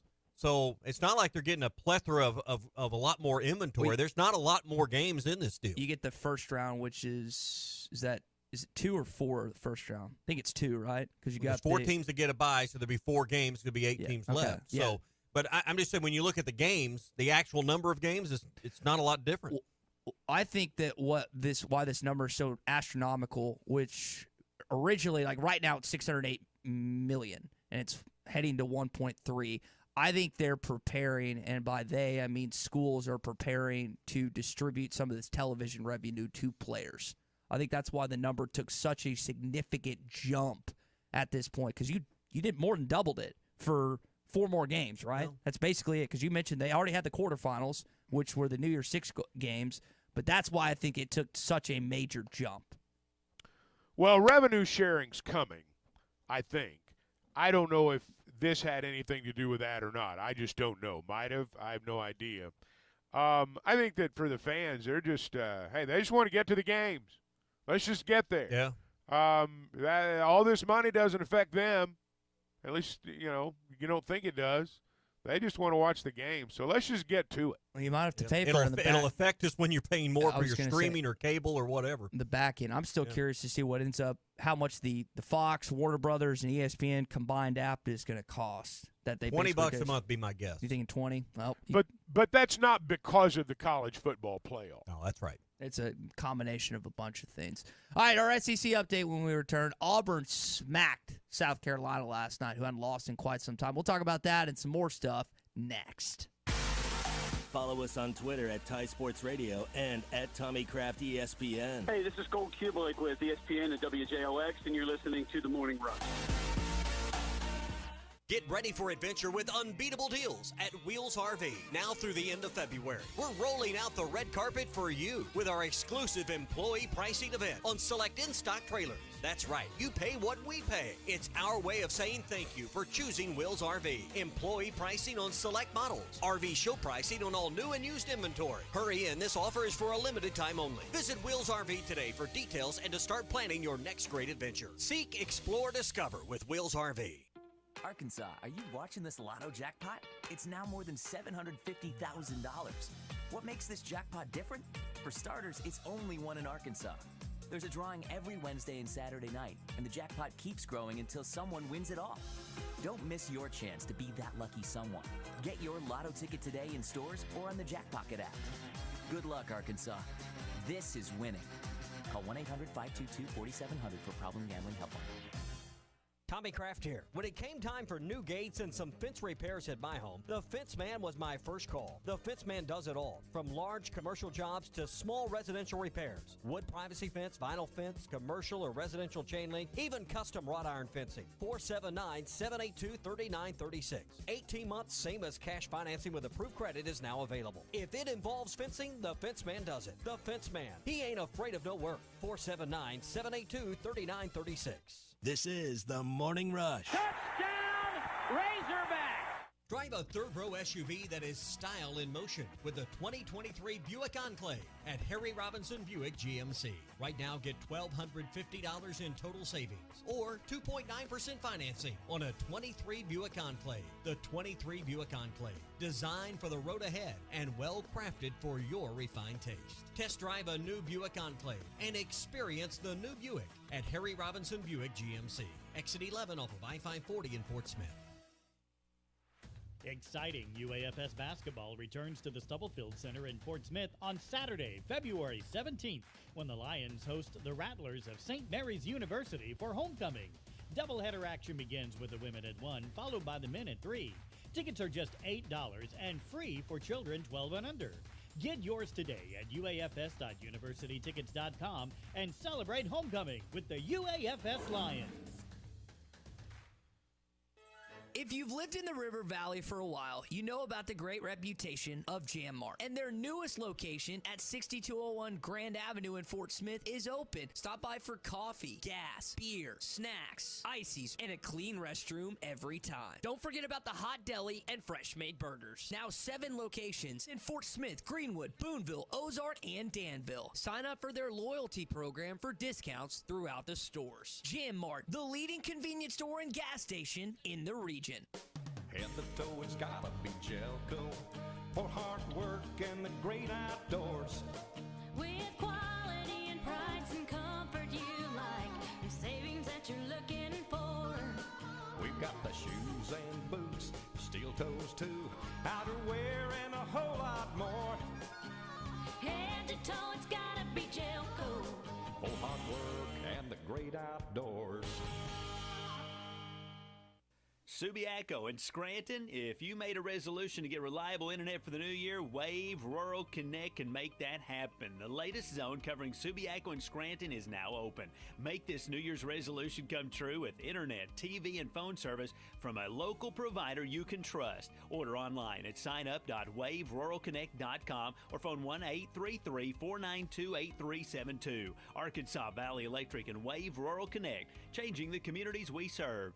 Are you an angler having trouble finding all the bait, tackle, and more for your fishing needs? Make a Wake Bait and Tackle, now located in Fort Smith next to Witts Marine on North 11th Street, is your place. Make a Wake Bait and Tackle also has the largest selection of plastics in the River Valley. Reactor Innovation, Bobby Garland, Zoom, Mega Bass, and more. Check out the Daiwa Rod and Reels. Make a Wake Bait and Tackle, 803 North 11th Street in Fort Smith, 479-926-9320. Also get your rod and reels repaired. Come see us next to Witts Marine at Make a Wake Bait and Tackle. Are you ready to indulge in an unforgettable fine dining experience? Then come join us at Uncorked, where every meal is a masterpiece, crafted with the finest ingredients to tantalize your taste buds. And with our extensive selection of cocktails, wine, craft beer, and bourbons, we've got something for everyone. So why not take a break from the ordinary and join us on Phoenix Avenue next to Sodi's? Come savor the moment with us at Uncorked, where every visit is a celebration. Locally owned Lumber One can handle all of your building needs. They've built their business on having great relationships with everybody from contractors and builders to the everyday build-it-yourself. Lumber One has a full-line door shop to handle all of your door, window, and trim needs. And along with lumber, roofing and drywall products, attic wall and floor insulation is available. Lumber One also does blueprint takeoff with access to design services with estimates available. So go where the pros go. Lumber One, located on Industrial Park Road in Van Buren. Your home for every Razorback football, basketball, and baseball game. ESPN 95.3. Somebody said we've got SEC bias. Deal with it. They're the best. In the SEC, it just means more. I know one thing. The SEC just got a little tougher. This is your SEC update on the Morning Rush. So I don't know if this was a slip from Texas Athletics Director Crystal Aconte, but he was in a town hall meeting earlier this week in Austin, and he talked about how the SEC is working on a 9-game schedule after 2025. So what that means is you got 8 SEC games this year. It sounds like from him, who would be in the know, or at least in the conversation about this, that it sounds like you're going to have 8 SEC games the next year in 2025. Don't know who those are going to be in Fayetteville or where you'll have to travel to on the road. But, Tommy, that's, again, we didn't know when they were going to move it to 9 games at some point, but it doesn't look like it's going to happen next year either, according to his comments. And trees don't grow to the sky. You just talked in the last segment about ESPN and the College Football Playoff Committee reaching a $7.8 billion arrangement for the playoff games. Mm-hmm. ESPN, you know, while we think the money is just unlimited, they've got to figure out, you know, how much money can they spend to air more games. The league also has to figure out how entangled are each school's schedules when it comes to non-conference games, and what would be the cost of getting out of another non-conference game in order to play an additional conference game. So I think there's got to be some lead-up time for the league to make that move on a couple of different levels. ESPN's got to get themselves, where the revenue streams make sense for them. They're not doing this to lose money. And then, schools got to figure out how to open up a slot on the schedule. Generally, they can buy a non-conference opponent out for a small sum. You were talking about the want to still go to South Bend and Notre Dame to see that game. I know Arkansas fans were hoping to go to that. I think it's still on for 2028. If I remember, it's 26-28 if I remember that right. I want to say Jack Swarbrick, their athletics director, had said that before I think he's no longer there now. But I'll be surprised if it happens. Yeah, with this mainly because of what you just said, and that's why I bring that up. It's like we were hoping we could go to the Big House in Ann Arbor, Michigan, to play the Wolverines. That didn't happen because they basically went back on it to play Notre Dame, and now this is happening. So I don't think, unfortunately, Tommy, Arkansas. We were talking about Notre Dame a little bit earlier in kind of events. Arkansas's got 2 bye weeks this year. One I'm going to be in town for. The other one, Florida State goes to South Bend, and I've got friends that have a condo there in South Bend, so I'm going to go to that game, and I cannot wait. I've never been. There's college football venues you just want to go to. You want to go to I want to go to the Big House. I want to go to Notre Dame. I'd like to see some other SEC venues that I haven't been to as well, and it's on the top of the bucket list. Well, the SEC's got a lot of great ones too to get to, but you're talking about some historical spots. Hopefully, Arkansas at Notre Dame will work itself out, but I just think about that 2025 schedule. Arkansas gets Texas in here. You'll probably go to Oklahoma in 25, but you got Notre Dame on the schedule, Arkansas State, and then who knows who else could be on from the SEC. You're not going to get Texas back in here in 25. I was hoping you'd have Texas and Notre Dame and who knows who else from the SEC on your home schedule in 25. You got a great home schedule this year for SEC opponents, and next year I agree with you. I think you'll travel to Norman, which for people in Fayetteville, people in Fort Smith, even in Little Rock, I mean that's not that. Well, that's it's good not for a bad fans. game. It's going to be a tough football game. Yeah, there's no question about it. All right, so the team will probably bust to Norman as close as that is because you probably would save no time by flying. And what I'm excited to go to Stillwater week 2, unless my little sister's wedding falls on that weekend, but. It is. I mean, this year, I know we're looking at the schedule at home. It's like, okay, this is great, but I mean, you're opening against the Big 12 runner-up in week 2, who has the best running back in the country in Ollie Gordon. All their offensive line's back, their quarterback's back, I think, and I think their top 2 wide receiver targets on that. In addition to all that, what I just said about offensively, they plucked away probably your second best running back in A.J. Green, and he's going back to Oklahoma. He's a Tulsa guy, and he's going back. So that is, you talk about one thing to pay UAPB in week 1. It is a brutal non-conference game to go to Stillwater week 2. And they should be, I would guess. I mean, I haven't studied the Big 12, but with Oklahoma and Texas out of the picture, I would guess they would be the odds-on favorite to win that league next year. Yep. I'm not sure what Utah brings back.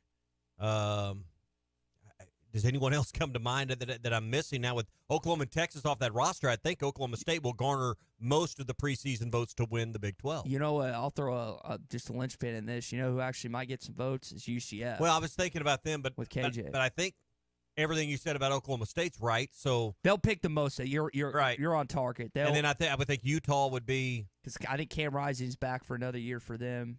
And then probably UCF after that. I mean, I don't know. And studied the depths of the Big 12 for next year, but that would be my 10,000-foot view. Which you'll go to Salt Lake, I think it's 26 and 27, maybe it's 27, 28, but that's they come here one year. Yeah. I don't remember which year you go there. And I just wonder, like the Oklahoma State, and hopefully that game still happens. Yeah, and that's what I'm wondering, like with this, let's say Crystal Conte, Texas AD, is right in this situation, and you have 8 games next year, so 2025, Notre Dame still coming in here, Arkansas State still in Little Rock. I think you play Memphis. You might even play Memphis on the road next year, if I remember that right. And I think you got a fluffer non-conference opponent like an FCS team. But so next year's it's gonna be tough too. But I just wonder if these games that have been scheduled out, like Oklahoma State and Utah and Notre Dame potentially, if those happen once they move to 9. Well, my guess is you're not going to lose like an Oklahoma State returning the trip here. That those kind of games you're going to want to work around. And Arkansas is one of going to be 16 that they'll have to figure that out. But I'm just saying one of the considerations has to be, in addition to TV expanding their financial package with the league, one other consideration is how do you work your way out of non-conference games you've scheduled out for X number of years. Yeah. Speaking of this conference, shifting gears back to basketball, short turnaround for Arkansas basketball heading into Starkville this weekend to, I guess, the Hump Dump, I think is what it is. I don't think they've renovated or got a new facility. Here's what Eric Musselman said about the game as late as it was last night and turning around for next game. Unless you play the game or coach the game, an extra 4 hours does matter when you have a short turnaround. So I wish we would have played Tuesday night but you get the schedule that people give you. You don't make it's not an excuse. We got to go play the game. But look at the numbers on what's happened, around the league. It's a hard game, and we got to go get ready for a team that's been prepping for us for a week. And so it is what it is. We had it with Georgia, and now this will be our second time doing it. Was there a 1 o'clock game? Saturday? It's that sounds right. One. It's not 11, but I think it's 1. So we'll have of course the pregame with Chuck and Z courtside, and then Hog Reaction with myself, Matt Jones, and the Wolf Woolwitson will be after the game as well. Which I haven't got a chance to listen to Hog Reaction last night, but I would guess I listened a little bit last night. Not a lot of good Not a things. lot of- Not a lot of positives to relive. And there should be. But and the only other SEC game last night, Tommy, as we close out our SEC update here, was South Carolina going to Auburn and just getting obliterated. And I thought it'd be a great game. But did you see? I know you were reffing last night, so you probably didn't see it. They put up a graphic of Bruce Pearl at home the last 3 years, and he's only lost, I think, 3 games. I didn't watch that game, but I watched the Arkansas game when I got home, and there was some graphic about that they put him in the halftime show. Yeah, he's I mean, that shows you, and Derek put it perfectly yesterday. That wasn't a hostile environment before he got there. Like under Tony Barbie and some of the other coaches that they've had, no one cared about going to Auburn. Easy win, even on the road. Now, when you have the caliber of coach, and I think they renovated that place, or it's either new or renovated in like 2011, 2012. Wasn't renovated. So it had Beard East Arena. Now they got the new one. Okay, so it's new. The new venue. No one talked about the hostility there, but that shows you when you're winning, the environment, and that's the number one, even as good as Bud Walton is, in the last 3 or 4 years, it's the number one most difficult place in the SEC by those metrics. Yep, and Jimmy Dykes was glowing about it in the broadcast last night about best student section in the country. And that is toughest place to play. And he goes to all of them. So, I mean, you got to value what he says on that. It wraps around, which makes it difficult. Yeah. And those are premium seats. Again, it's a smaller venue compared to Bud Walton. Yeah, I mean, they don't have as many seats. I think it's 12 or 13. Yeah. But you know, it's an imposing environment. All right, that's your SEC update. It's brought to you by the Cottages at the Park, built by Buffington Homes. They're on the north side of Springdale, and it's the place you want to choose to live. If you're looking for your next home or the next neighborhood you want to live in, or maybe you've been renting and now you're ready to buy, check out the Cottages at the Park. It defines relaxed living with welcoming front porches, shady sidewalks, lush green spaces in the spring and summer, making it easy to enjoy the outdoors. It's steps away from the new 120-acre city park it's called Shaw Park, that's got tennis courts and splash pad area and extreme fitness areas, 2 playgrounds, a dog park that's all just basically right there in your neighborhood. There's a lot of variety in the floor plans with homes starting in the 400s, and they've got several available right now that you can look at and be ready to move into this spring. They got 2-story and 1-story designs, so check out the free living with no maintenance and the maintenance-free living with landscaping taken care of for you, all at the Cottages at the Park. To find out more, go to BuffingtonHomesAR.com/Hog Radio. That's BuffingtonHomesAR.com/Hog Radio. At Buffington Homes and Cottages at the Park, they're helping you build the life you'll love. All right, as we close out today's edition of the Morning Rush here, again, tomorrow we're going to play back. If you miss our conversation with Dave Van Horn, we'll have some of that for you tomorrow. It'll also be in our Bud Light Morning Rush podcast. I do think it's cool that you made a good point earlier, asterisk around this quote. First ever flyover, weather permitting, tomorrow. And when we asked Dave about the weather, it did sound like they had contemplated moving the game up. So hopefully when we know, you all will know about the baseball game, because I know there's only a select few of you that can get off work and go to opening day, but a lot of you can listen to most of these ESPN Arkansas stations and hitthatline.com. So when we get updated, we will update you as well. Yep, and the wind is going to be a big factor. If you've looked at the forecast, there's going to be gusting winds in the 20s and 30s on the western side of the state. So temperatures cooling. It's the latter part of the game that's going to be problematic. So wouldn't surprise me at all if they moved it to, say, 1 o'clock. Yeah. And we will, again, as soon as at halftime, and, of course, our own Phil Elson is on the call for that, along with Bubba Carpenter, who I know he is going to be ecstatic to be back in that booth. They have great chemistry. I got a chance years ago to sit in and just watch those two work together. It is fun to watch. We asked Dave about his opening day. I guarantee you, Bubba will have his bat and Phil will have his peanut M&Ms in preparation for tomorrow's game. And I know that all y'all are excited. Phil Elson is nothing better than opening day. Yeah, it's going to be a great day. All right, well, that's going to wrap up today's program here on a Too Stupid Thursday. And we appreciate everyone joining us this morning via calls, via text on the McCarty Daniel hotline, including Dave Van Horn, Tom Murphy, and as always, Chuck Barrett. Chuck's going to be back with us tomorrow for his usual time slot, and we'll also have another edition of the Give Me the Hogs Chuck podcast out later today. So for those guys, for Tommy and Big C, I'm Ty. Enjoy the rest of your Thursday. Baseball season starts tomorrow right here on ESPN Arkansas and hitthatline.com.